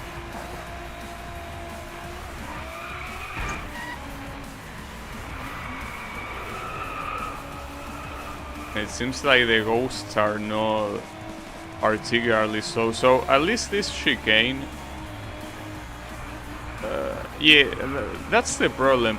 You look at the minimap and that chicane looks so different than how it actually is. That's the reason why being nighttime makes this more complex, because if it was daytime you could easily tell that that chicane is essentially just a straight. But in nighttime it actually looks like a complex corner and the minimap doesn't help you, because it makes it also look like a complex corner. Ah shit, okay, that's fine, that's fine.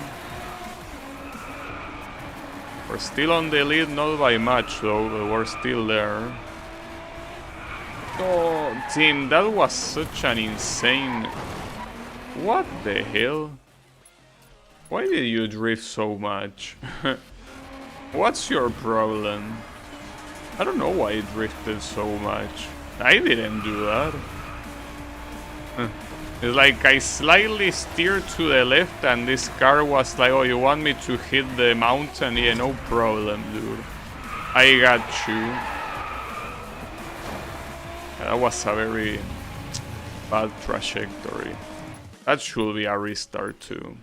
The issue with restarting this is that for whatever reason, the rolling start is extremely long.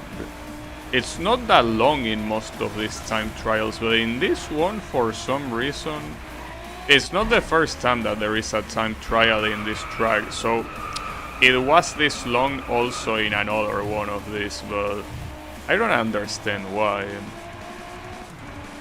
Okay, so this one is full speed. No reason to reduce the speed there. You can just do that at full speed, no problem.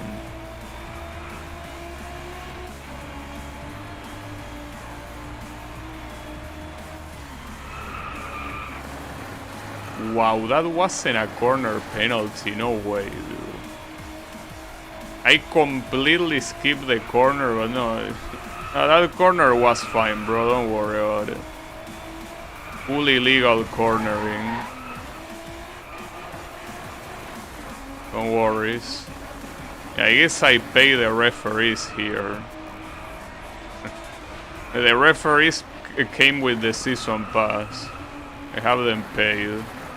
I could have done that a lot faster. It's fine, it's fine. Keep it cool. It's fine, okay. Not an extremely good advantage, but for what I understand, anything that is remaining of this track is essentially full speed. Well, I guess except for this corner, but it's fast enough. These are not necessarily full speed, but you can take them extremely fast. Okay, got it. And also for this shit called Aurora Borealis, I didn't see any Aurora here. Well, to be fair, I didn't see any Aurora in any track in the game. That's a weird title. Why the hell do you even have it? Oh yeah, this is the weirdo car. Well, I rather use a more fun livery for this. AMG. No, I'm gonna play the AMG tour tomorrow. Since it's essentially the last one. So, not today. The AMG tour is tomorrow.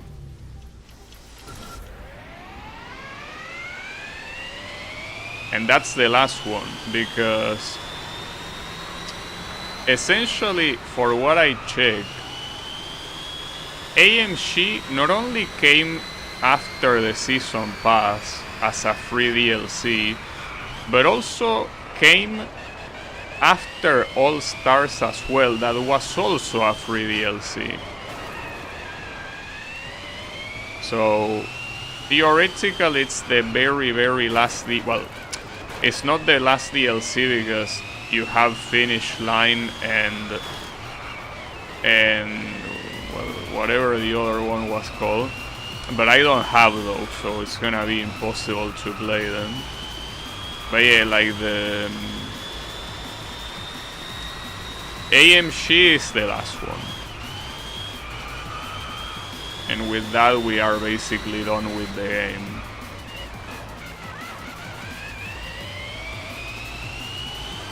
I still can't believe this car exists though. What an abomination. And this time I'm not using the word abomination as a positive. Not using it in the powerful sense, but in the ugly sense. Look at this shit, dude. Like, this looks like the kind of car that you will see in Mario Kart. Like, a car that is wider on the front than on the rear. It really looks like the kind of shit that you will see in like a cartoon card game. Like, what am I looking at, dude? Unbelievable. Well, in fact, all of the Peugeot cars in this game are like the two Peugeot cars that this game has are electric cars, aren't they? And they are both ugly, like this. I mean, the real question is, couldn't they have put a Peugeot 200 seats in the sport category, for example? I think would have been a better idea.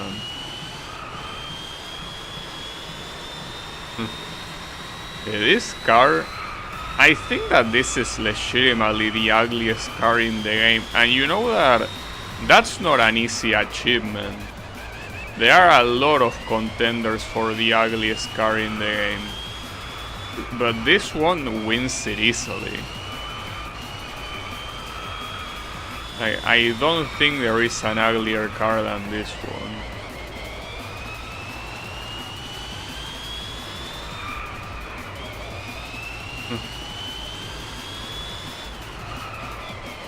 It's like they want to give electric cars a bad reputation on purpose, you know? Like they want people to not use electric cars. Basically put all of the electric cars in the game to be the most ugly shit you can imagine. Though, I guess it kinda mimics real life after all. If you see shit like the Tesla truck, that shit is horrendous. Like, I don't care how it performs or how reliable it is or whatever. Just looking at it from aesthetical point of view, it looks horrible. So I guess after all, electric cars just want to be horrible. It's like it's part of the deal.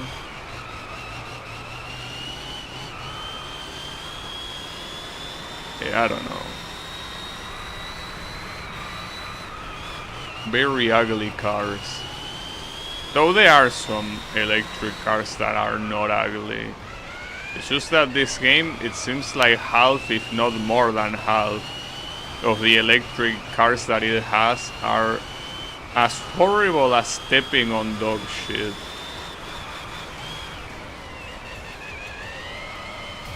They really are. I mean, every time that I that I move the camera to look at the front of this car, it's like a jump scare. It really is like a jump scare. Incredibly ugly car. Like, aggressively ugly car even.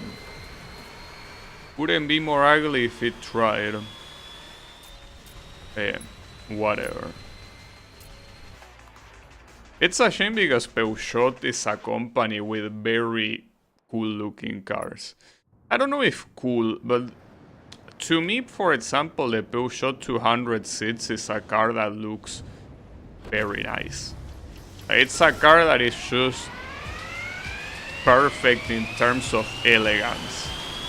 Maybe elegance is not the word. I'm not sure what word to use to describe it, because I don't think it's neither elegant or cool, but it's simply pleasant to look at, right? And then you have this shit, you know? You can definitely see that Peugeot has seen better days. Unfortunately didn't get the face off because of this asshole. It's fine. Just need to overtake them all, no problem. Ooh, that was very close. Oh, what are you doing? Was a weird cornering.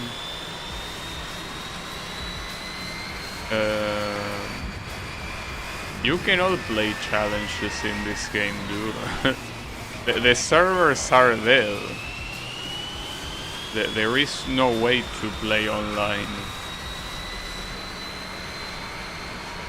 Well, even assuming, because it's not like I tried checking, maybe you simply cannot play against other people in real time, but I'm pretty sure you cannot play challenges. You know? Like, it's not possible. Like, even if I wanted, which I don't, but assuming I wanted, like, there is no way, because it has to go through the Driveclub servers, and the Driveclub servers are dead. Like, you cannot use them. So unless you tell me the challenges don't go through the Driveclub servers and they go through PlayStation Network instead, well, I still wouldn't be able to play them because I don't have a PS Plus subscription anyway, so anything online related, even if Driveclub server was alive, it would be impossible because I don't have an online subscription. So yeah, essentially, it cannot happen. And well, even if it could happen, I wouldn't want to do it anyway, so Yeah. No thank you.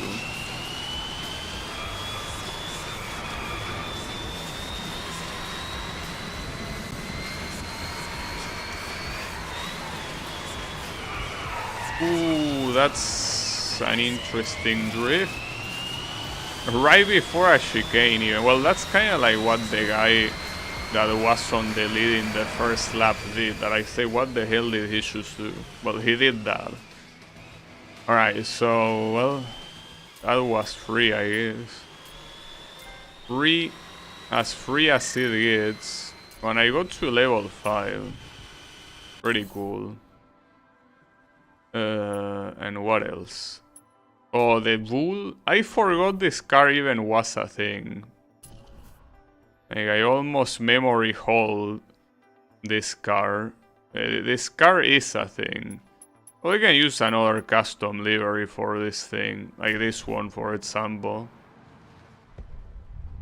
Hey, did you see that he did like a little shake on the...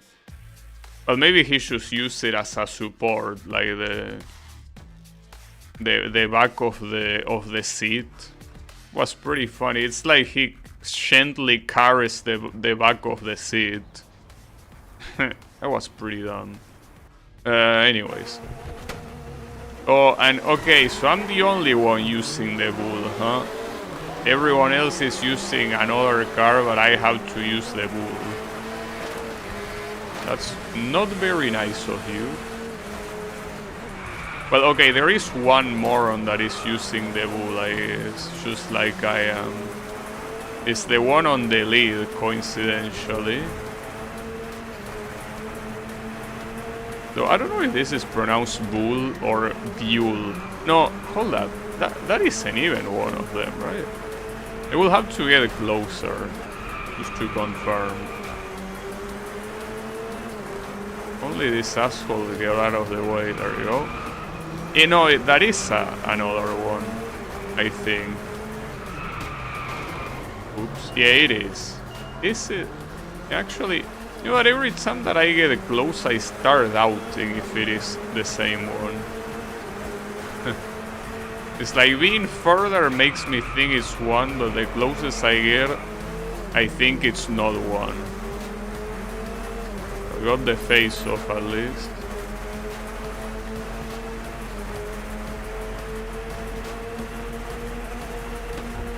It's gonna be hard to reach. Apparently I'm not even in slipstream. Well, I should be here in slipstream. Okay, got him. I couldn't see him. Well, on the results screen we're gonna see it. No, it is a bull. Yeah, okay. So that guy is using the same car I'm using. The question is... Again, is it pronounced bull or buell? Yes, it's the same... I mean, I don't know where this car is from. But every time that there is 2 dots on a U, I don't know how you say that in English, but the point is that you usually pronounce that as U. It's basically, you know, Nürburgring, the track. The reason why it's pronounced Nürburgring and not Nürburgring is because precisely of those 2 little dots. They make the U sound turn into a U sound.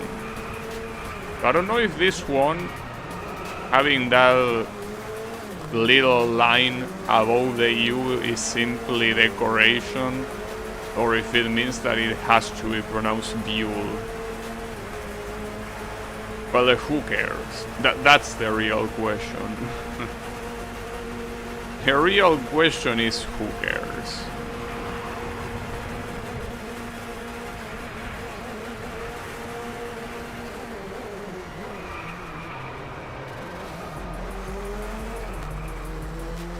What's supposed to be the best part about this car is the acceleration. It goes very fast from, you know, slow speed to high speed. Yeah, it's the final stretch, but yeah, these races are not gonna be hard. Well, this is a single race even. I thought it was a championship for a moment, but no, not even that. You know, this one is gonna be easy. Well, it's gonna. It is. It is being easy. It is easy as we speak. And the only car that even got close was the other Buell.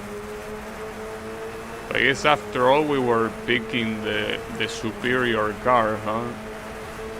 Pretty interesting. It is a car that, as you can tell, it struggles when it comes to top speed.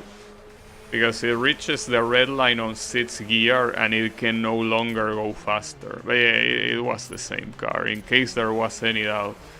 But if this was one of those tracks that had very long straights, it wouldn't have been that easy to win.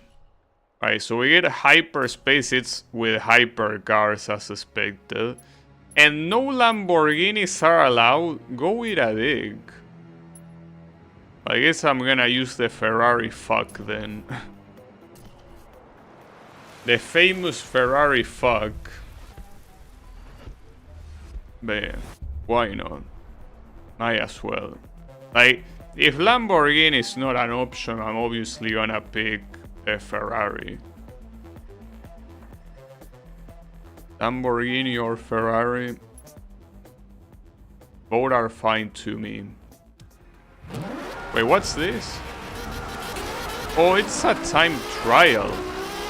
So this is another event where the game lets you pick anything, even though it's a time trial. Well, in that case, this was the right choice.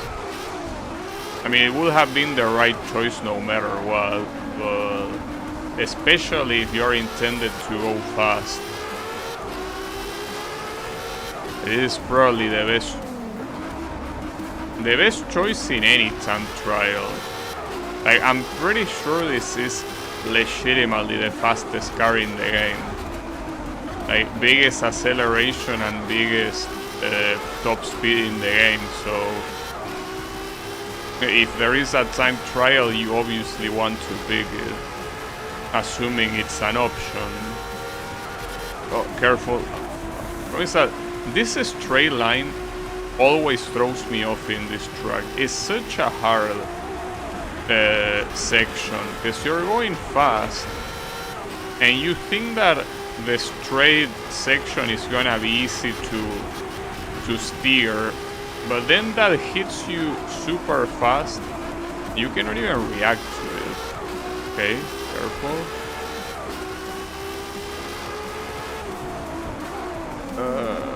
Okay.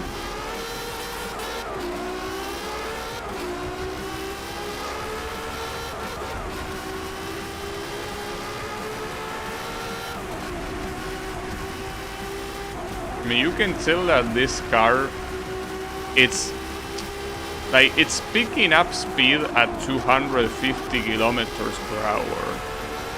Like, that's when it starts picking up speed. Just as an idea of how extremely fast this thing is. There is a reason why there's literally an event on one of the next tours that says fast as fuck. It's just that fuck is written like the model of this car, FXXK. There is a reason why that event exists, because this car is unreal how fast it is. I don't know if the real life version of this thing is this fast, but I can tell you that in this game it's extremely fast. Without a doubt. It also looks pretty cool as well.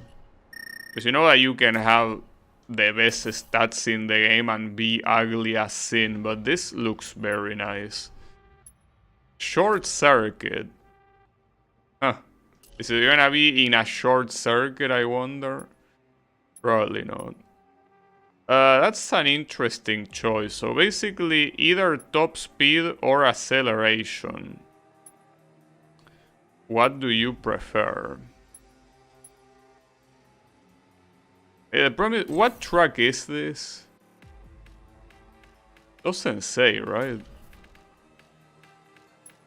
I mean, I'm gonna pick this one. Because if it's a close track, you have to pick something like this. The problem is when it's a track with straights. DS, well, a little bit late now. What track is this? Okay, this is the Chile track, the small Chile track. So if that's the case, then this is the right choice. Let me check. Yeah, okay, yeah, this is the right choice. This is a very... Look, it might be the right choice, but that wasn't the right execution, okay? That's not how you start the race. But yeah, in a track like this that you don't have long straights, you obviously prefer acceleration to top speed.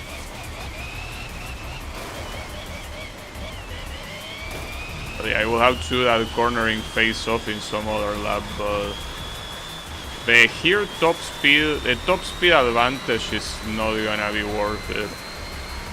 Because this track has more corners than anything else, so you are simply gonna make use of the acceleration more. But not to mention that, well, according to the stats at least, this has better handling as well, so in a track like this, it's also better to have better handling.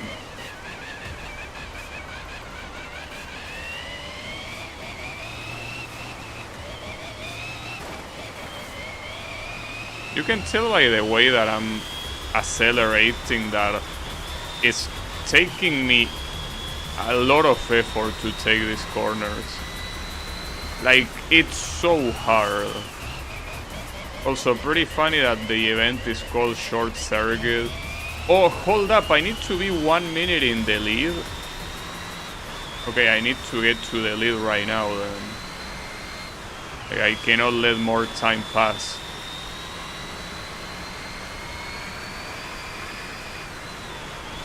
Okay, we're in the lead for now. Fuck. Promise I will have to leave this cornering face-off for the end at this rate. Yeah, that wasn't enough, not even close. Well, the only hope for this is that I can do it on the final lap. Otherwise, I need to restart. That's a fucked up cornering face-off, without a doubt.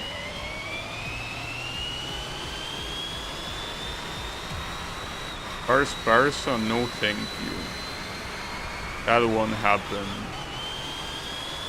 If I already cannot get this in chase camera, you think I'm gonna get it in cockpit camera? Okay, so you start here, and then... Okay, got it, nice. And okay, we got the leading for a minute, and then the only thing remaining is winning the race. The only thing remaining. Also pretty nice how the sky clears out after the rain. That looks pretty cool. It's a very original idea of having a race with electric cars on the rain and call it Short Circuit on a track that is short. So it feels like this was they probably thought the name for this event for a very long time, you know. They were really thinking about it. Alright, so is the next one gonna be a mini endurance? I hope not. No, it's simply a time trial. Unfortunately with this car is a little bit of an asshole to drive. Like, on corners is not very nice to you. Like, it really... This car doesn't like you. I can tell. You cannot trust this car. This car is not trustworthy at all, and even less if there's gonna be rain.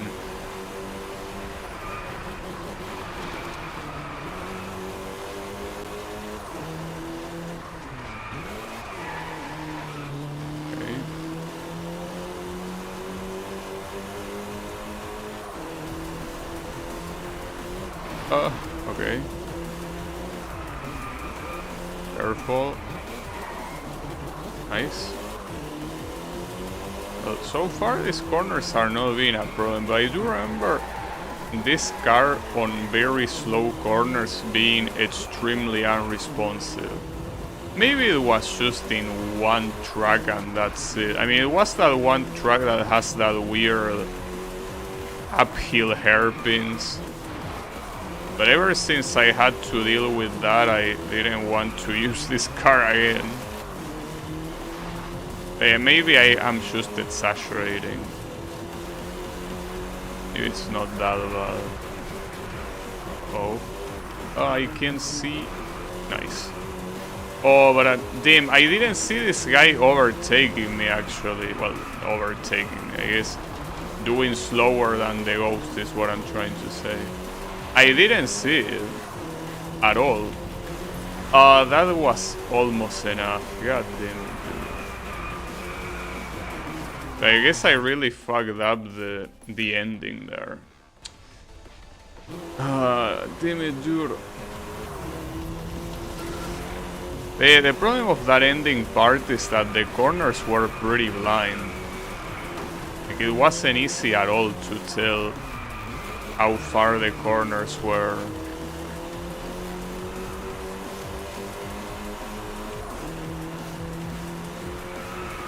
It's a shame because the previous corners of the track I did them very well.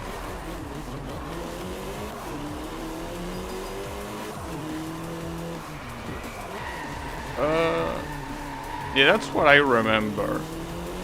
Depending on how you brake on a slow corner, this car can drift a lot. And unwillingly, of course. That wasn't very good at all. Well, to be fair, I also did that corner slow on the first attempt. The problem is that now I have to gain time here. Basically full speed on that one. Slowing down but not that much there. But then this guy, like what does he do? He does that yellow flag corner at like full speed. That's not gonna be enough either, but I don't get it.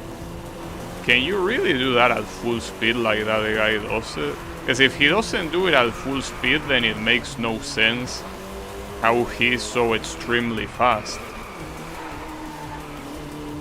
Like, he has to be doing it at full speed no matter what.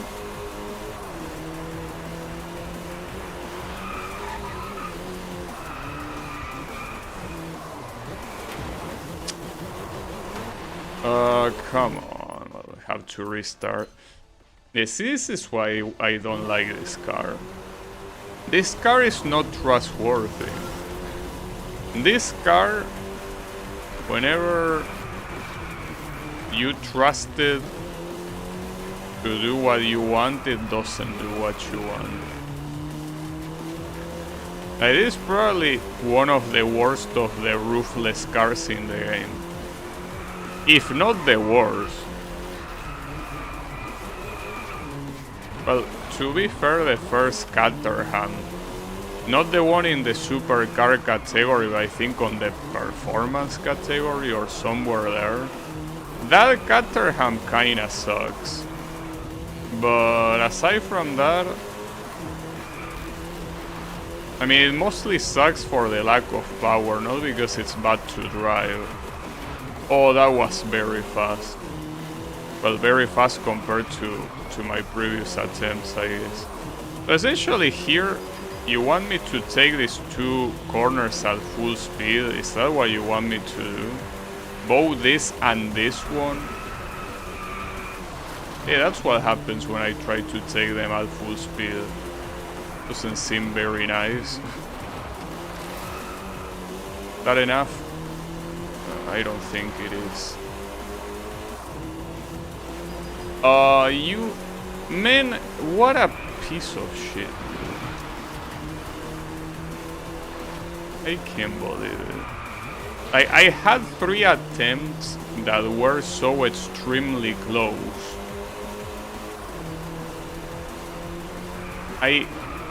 fuck. Okay. Careful. Steady. There we go.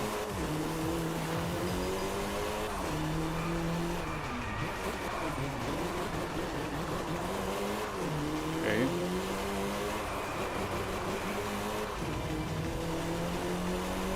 I still don't know how to do the final corner. Even if I do this faster, the final corner is still very hard to tell how you're intended to. I don't even know how this ghost supposedly does it. I feel like this ghost is cheating.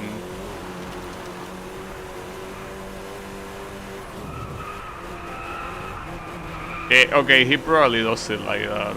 Like very, very close to the inner side. Okay, yeah, sure. Just that feels like the kind of maneuver that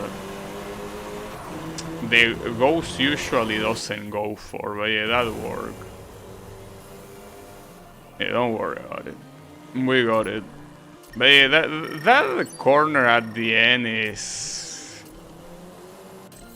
usually you don't see ghosts going for that. That was very... no way. The trophy is gonna be with a Volkswagen Cup. Like the Beatles shit. Are you... is this a joke?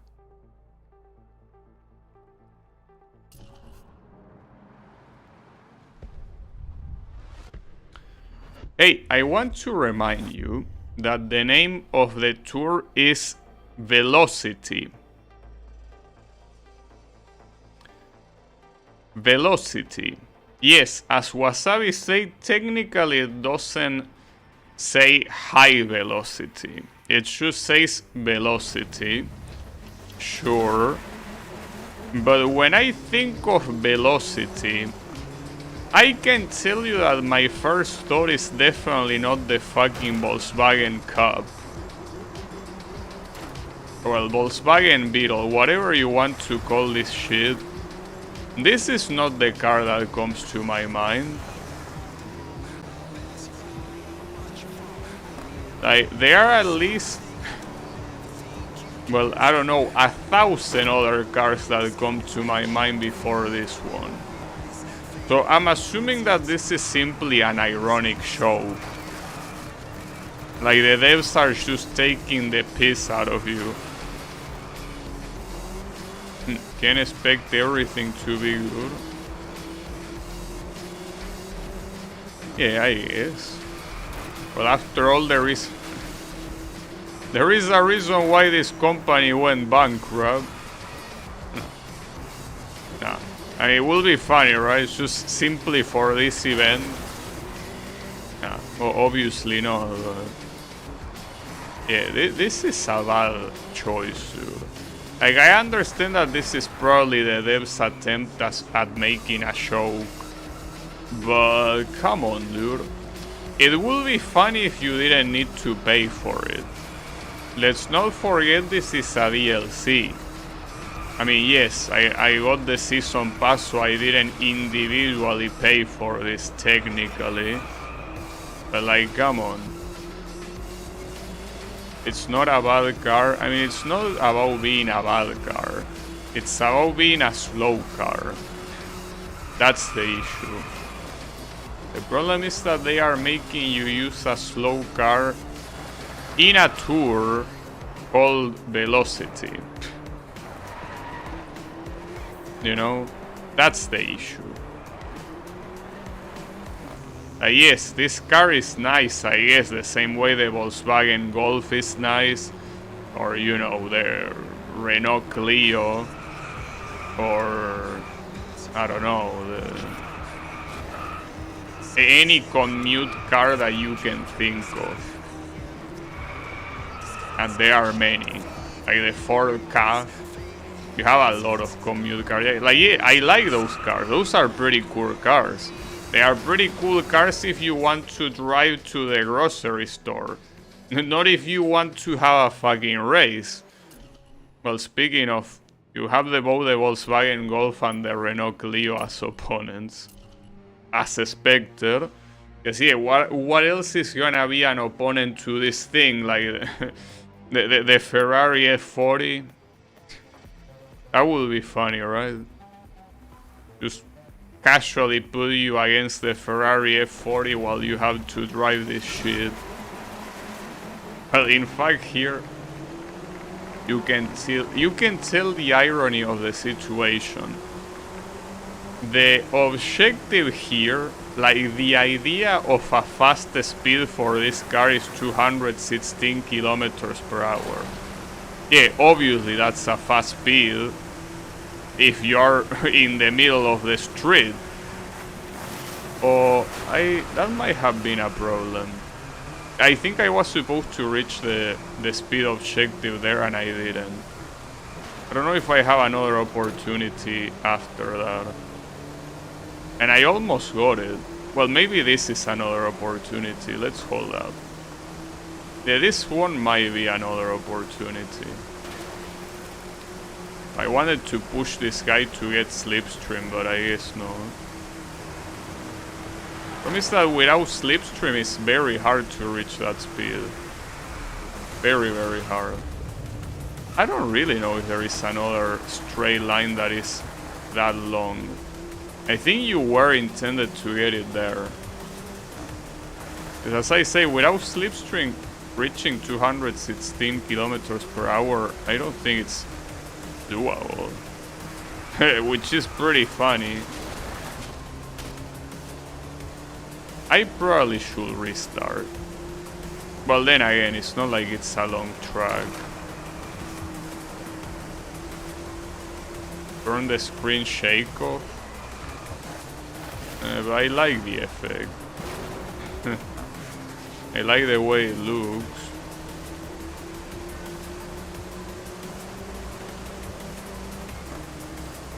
I mean, one of the best points out of this game is precisely the graphics, so yeah. Yeah, unfortunately I don't think there's gonna be another stray that will allow me to reach that speed. That's pretty funny, I gotta say. The fact that this car is so shit that it cannot even reach that speed outside of slipstream. Pretty funny. Hey, I mean, at this rate, the track is about to end. It could be on the finish line, but I kinda doubt it. Like on the final straight, I don't think it's gonna happen though. I don't think you have enough space, and as I said before, you don't have slipstream, which is, I think, the main ingredient that you need. Not to mention it's on an uphill. Yeah, this is not gonna happen. If it didn't happen at the beginning, it's not happening. I should have restarted at the beginning once I saw that I didn't get it, but then that's so shitty. Why are you making me do this game? Why are you like this? There was no reason to put this championship here. You're just doing this to piss me off. That's the only objective this championship fulfills. You're just trying to piss me off. See, the problem is that I almost... Oh, hold up. That enough? No. The problem is that you get the slipstream and you eventually crash against the car that you're taking the slipstream from. So you probably cannot do this without the slipstream, but at the same time it's pretty hard to catch a long slipstream without crashing against anyone, you know? You know, it has to happen right at the beginning then. Yeah, they had to do this to piss people off on purpose. I cannot imagine any other objective. They just wanted to make people angry. Alright, that's fine. But you won't get it. You won't get my anger.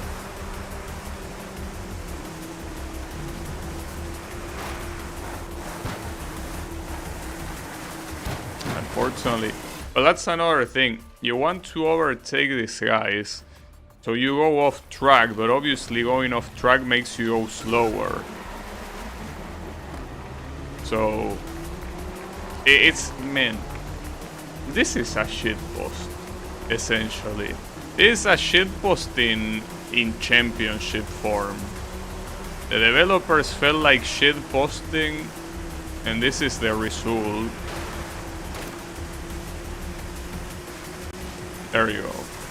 That's so fucked up. Like, essentially, doing it anywhere that is not at the beginning is impossible. But even doing it at the beginning is hard. You know that after all those... Assuming that I retried on the first attempt, I would have thought to myself, okay, the fact that I'm failing it so much means that I'm supposed to get it later. And eventually I would have found out that that's clearly not the case. Now you could try getting it here, but again you need slipstream. Like, this piece of trash doesn't reach that speed without slipstream. Or without like a very pronounced downhill, I guess. Yeah, nice work, thanks. Yeah. On the right side, you know, anytime that you can get mad at this game, just remember that the company that made it went bankrupt. So if you get angry at it, don't worry. Every developer, well, I'm assuming they are working on other games.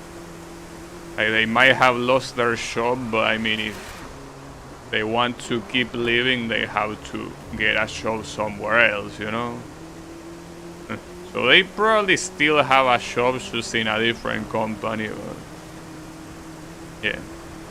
Anytime that you get angry at this game, just remember the company went bankrupt. And that then kinda calm you a little bit. Because you know that most games, most popular games that you can play, even if they are old, like let's just say that you play Mario Kart and you get mad at Mario Kart, because I mean Mario Kart is a salt fest. The games are fantastic, but when you play against other people, you want to murder someone, right? So in games like that, you cannot say, oh, at least the company went bankrupt. No, Nintendo is still alive and kicking, and it will be alive and kicking for a lot of years to come. But yeah, this one, no. You cannot say the same thing about this one. So, when you get mad, just remember that they no longer exist as a company. There's no reason to be mad at the dead, right?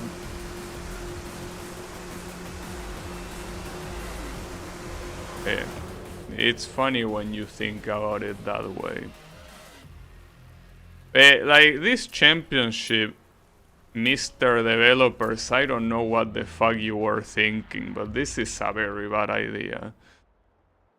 I understand that this is probably your attempt at a joke, but you should have done that with one of the free DLCs, not with a paid DLC. The final battle? Well, considering that the objective is getting the total time, this is not gonna be hard. It is not gonna be anywhere as hard as the previous one. This one you just need to drive normally and you will get it. Without problems.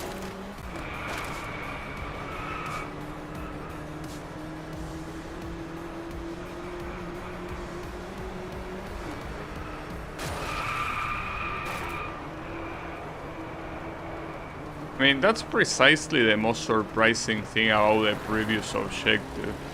The previous objective is very unlike what you usually see in this game. Because what you usually see in this game are objectives that give you enough leeway to get them on the first try. Like, they are easy enough to get them on the first try. But that previous one, you only have one shot because, you know, it's only at the beginning and nowhere else. And it's very hard to get, so you will see yourself retrying a lot. So that's very unlike this game. Like, that's the kind of thing that you see in F-Zero Shiets, for example. Man, F-Zero Shiets is such a nice game. F-Zero Shiets is the kind of game that has that bullshit that you will, you know, retry over and over because it requires a lot of precision. Mostly talking about the story mode that has specific objectives that are very hard to get. And that made me want to play F-Zero again. All of them. Like I usually do, like when I start with one F-Zero game, I end up playing them all. I might do it. I don't know. What a game. Especially F-Zero Shiets. That game is in another level. It really is. Now the question is, will this objective be free? Because right now I'm having my doubts. Maybe this one will also be hard to get. It's just that objectives like this are never hard to get. There hasn't been a single total time objective that I had to retry even once, I'm pretty sure. Like the only time objectives I had to retry were lap times. And by retry I mean simply doing more than the first lap. Total time objectives were never an issue. So if this one is an issue, that will also be the first time. Which will be surprising to say the least. It's the final lap. I mean, consider I have 30 seconds remaining, it should be fine. It's just that I say that because I'm used to use fast cars, but actually this distance with this car might take 30 seconds. Nah, it's fine, it's free. I pretty much 8 seconds to spare.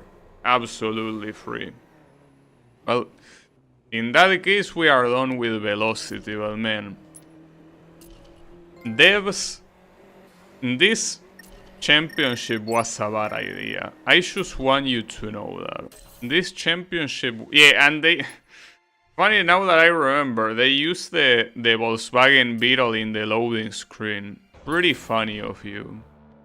But yeah, so I'm not gonna finish horsepower today, but I want to start it.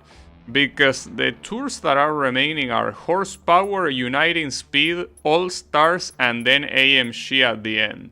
In that order. So in order to be able to do that tomorrow, I will need to, yeah, you know, do a little bit of this one today. Though one thing to keep in mind is that the All-Stars tour is shorter than the average tour. Instead of having like 45 stars to get, it has only like 18 or something. Like it's basically a half duration tour, so it's not gonna be that long, but you never know. So we are back at slow cars, though there is something that I saw. In one of the events it shows a Nissan. So there is one more Nissan car to go to. Also, more importantly, just like the previous tour, this one is called Horsepower, a concept very highly tied to high speed. And the first event are this fucking hot hatch.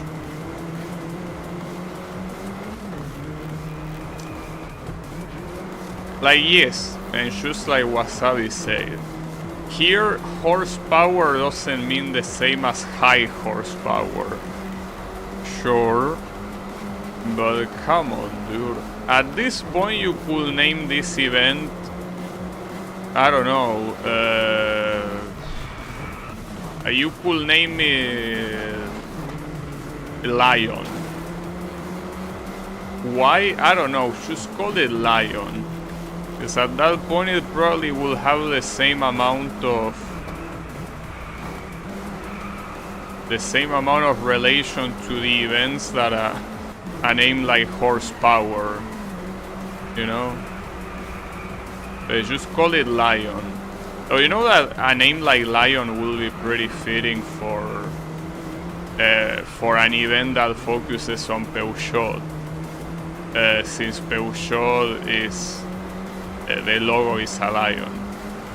So that will be fitting if you focus on Peugeot cars. How about Speedsters? Speedsters could be a name. I mean, the point is that no matter what name you put, I don't think there is anything in common with these cars. Differently from events like Lamborghini or Lamborghini icons that, well, they are obviously based on Lamborghinis, or, you know, events like Elements that is based on rain, or Midnight that is based on night. This one is not based on anything. Not to mention using the most generic term possible, because I will repeat what I said before. Torque, RPM, and horsepower are basic car terms. So it's not like you're really saying anything out of the ordinary here. You're just... Fuck. It's okay. You know, it's like calling... Let's assume that you're playing an RPG game. Well, RPG game. An RPG. The she in RPG already stands for a game. That will be redundant. But you're playing an RPG, and you're gonna play a quest. And the quest is called Adventure. That's how it feels for these tours to be called Torque, RPM, or Horsepower. It's like... Oh, and Velocity. I forgot about Velocity. Like, it's the same as an RPG game, as again, an RPG having a quest called Adventure. Like, yeah, no shit, you're playing an RPG. Obviously, it's gonna be an adventure. Or like playing a, I don't know, a first-person shooter and a mission is called a shootout. Well, yes, that's what you do in a shooter. You have shootouts. You know? Oh, this is another one of reaching a top speed with the slowest cars, and just like in the previous one, I'm pretty sure that if you don't get it at the beginning, you won't get it later. No, but I don't think it's possible. No, you don't have enough room to get it here. No, so it have to be later, no matter what. The question is if I need to be at Slipstream, guys. If I need to be at Slipstream, this will be a problem.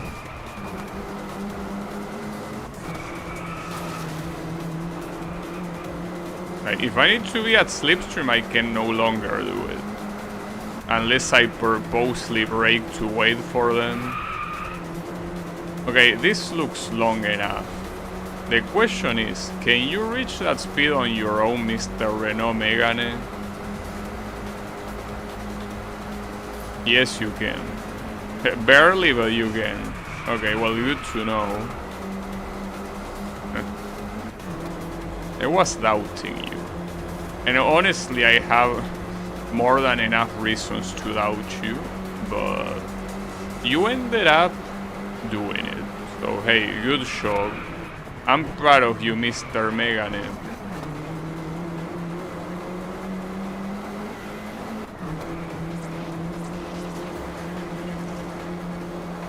Oh, I just remember something. The reason why this car is called Megane, well, I mean, the reason is that Megane in Japanese means glasses, right? But the question is, why would a French company like Renault will use a Japanese word? Like, what's the point? Well, the point is that the French are the biggest whips in the world. That's why. That's the reason why. There is no country in the world that is so obsessed with Japan like France is. And this is not something new. It's not like it became a thing when anime became popular in like the recent decade. No, it's been the case for years. It's been the case for a very long time.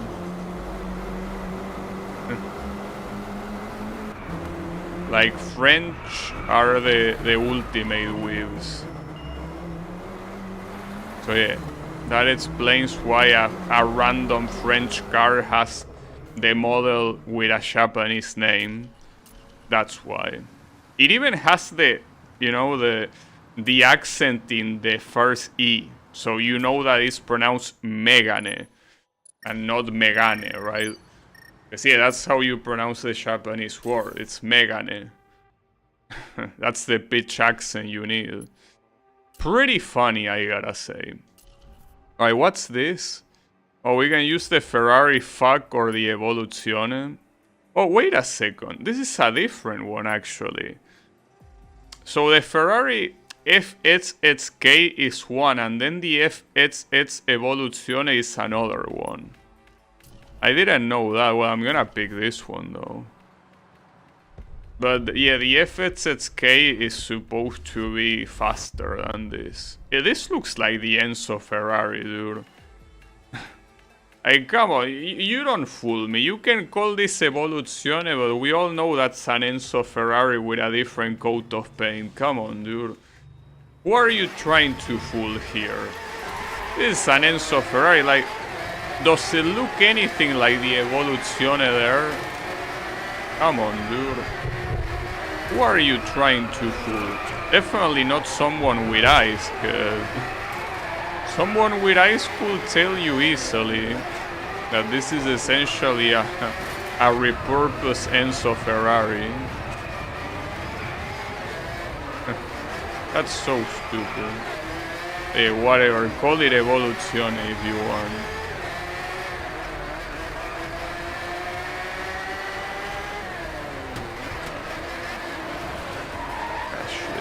Ah, shit. Okay. Keep it cool.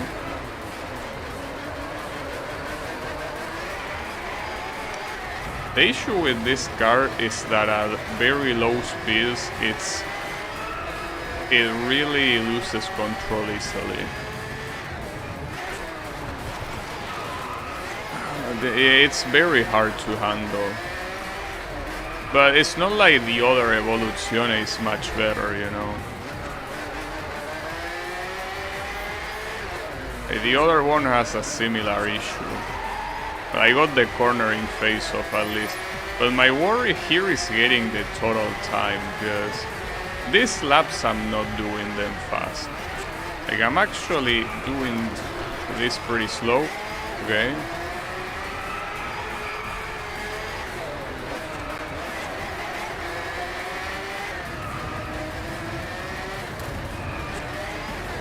Okay.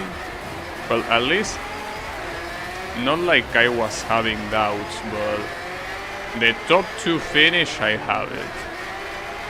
But I need to worry about going fast for the 3rd star with the time limit.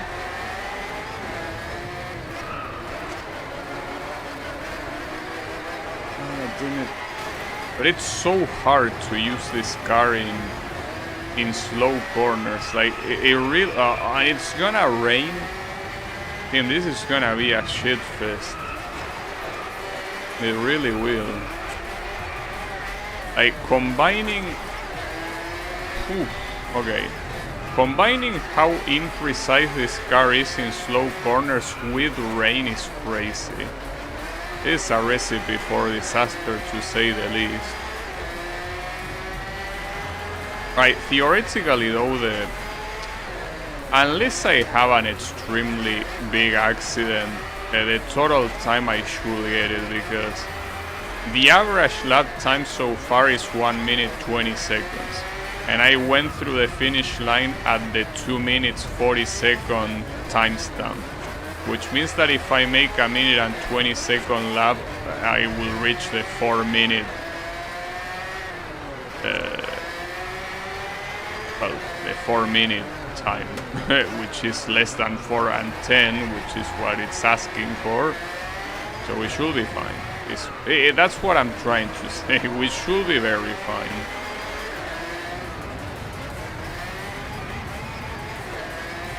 Okay. Oof. But man, this car is extremely imprecise.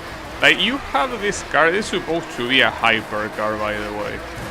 So you have this car, and you have the other car that has a similar name, but instead of being called Evoluzione, it just has the word K. So you have that, and you really have to ask yourself, why the fuck will you pick this one instead of the other one? Like, why? There is no reason. Which car will win, Venom GT or the Agera R? Well, I personally think that the Agera is a better car, but I don't know. So, if I pick the Agera personally, I don't know what you will pick. Okay, so this is a different car than the one that was in the previous tour. I thought there was only the Nismo on the performance category, but no, there is also this one at the super category. In fact, I did use this one in the main event. I mean the main tour. So, yeah, I guess in that regard, I knew it, but I forgot. That's cool. But yeah, essentially there is a total of 3 Nissan cars. Well, in this event, if you had the last DLC, you will have a 4th one, but I don't, so... Nice. Then final zone. That was 2 on the inner side. God damn it, dude. I should have drifted later. I did it way too early. And now I did it too late. Alright. Stop being stupid and do this properly. How about that? You can do it.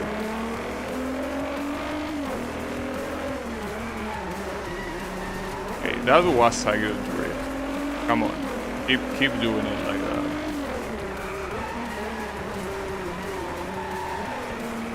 Well, they were a good drift in the previous attempt too, so not like it's anything new.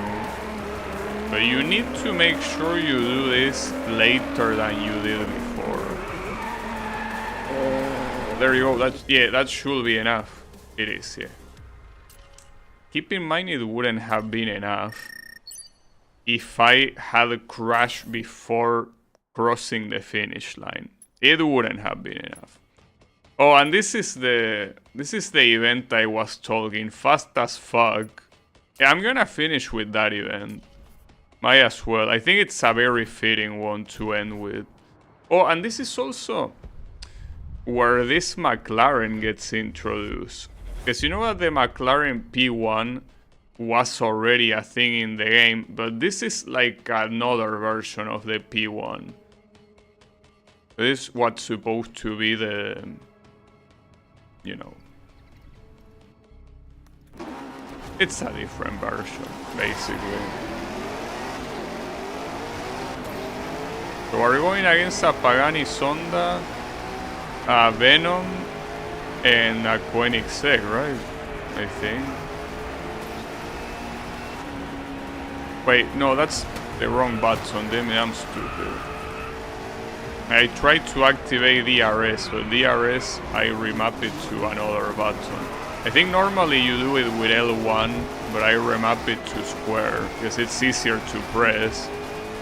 It's a problem when you're a moron that doesn't remember it. That's when it becomes a problem. Well, to be fair, I'm pretty sure the only car in this game with DRS is the McLaren P1 anyways, right? Because there are some other cars that have cars, but I'm pretty sure the DRS is exclusive of this car.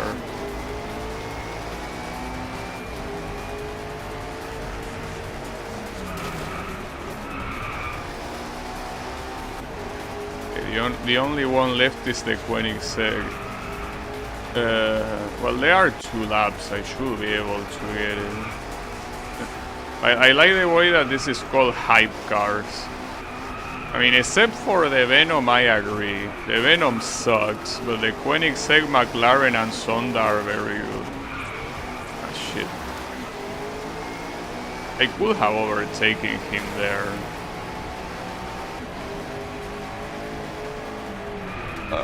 Okay, that's fine. I have one more lap to do this. Yeah, basically this one I think is the GTR version. It's essentially the exact same car, but has a slightly different name. But those are the only 2 cars with DRS. Wow, that okay, this Koenigsegg is not fooling around. This guy, well, this guy, I mean, the name is Hannah, so it's most likely a girl. Oh, yeah, this girl means business. That's a problem though, because the car does seem to be faster than me. Well, than my car. Maybe I should save the curse for the end. I think I'm abusing the curse a little bit too much.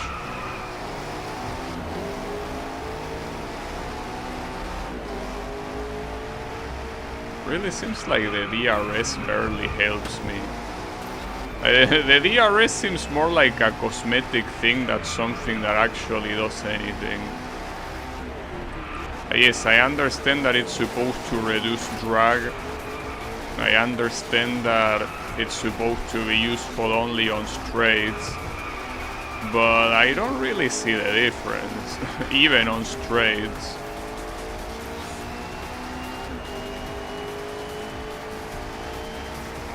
That Koenigsegg is very clearly faster than this McLaren. You can easily see it on straights, like that Koenigsegg is coming for your ass very quickly. Alright. Oh, that wasn't the Agera, that was the Koenigsegg one. Well, they look very similar. Okay. But I got it. And to close today's stream, I'm gonna go fast as fuck.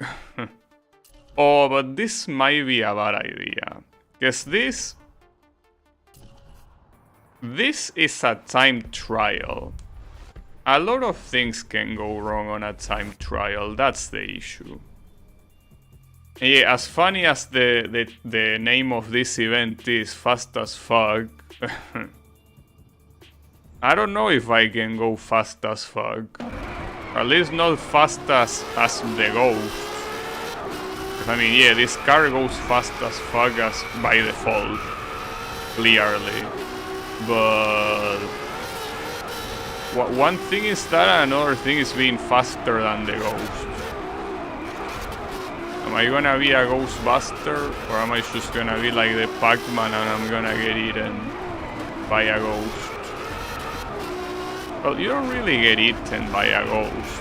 Like, the Pac-Man just disappears. It's like he gets scared.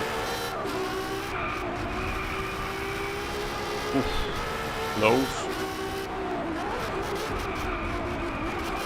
I have control here.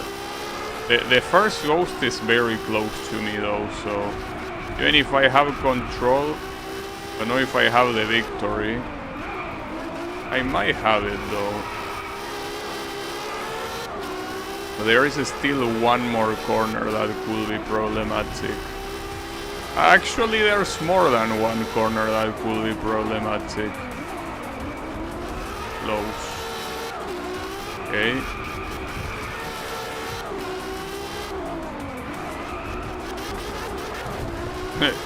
Yeah, I didn't like that sign. I had to take it out. Yeah, that was free.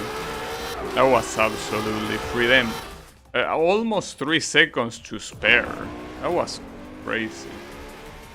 But yes, this is probably one of the only events that I remember the name precisely because of how like funny I remember it being when I first saw it. Because usually all of the titles in this game are very like safe.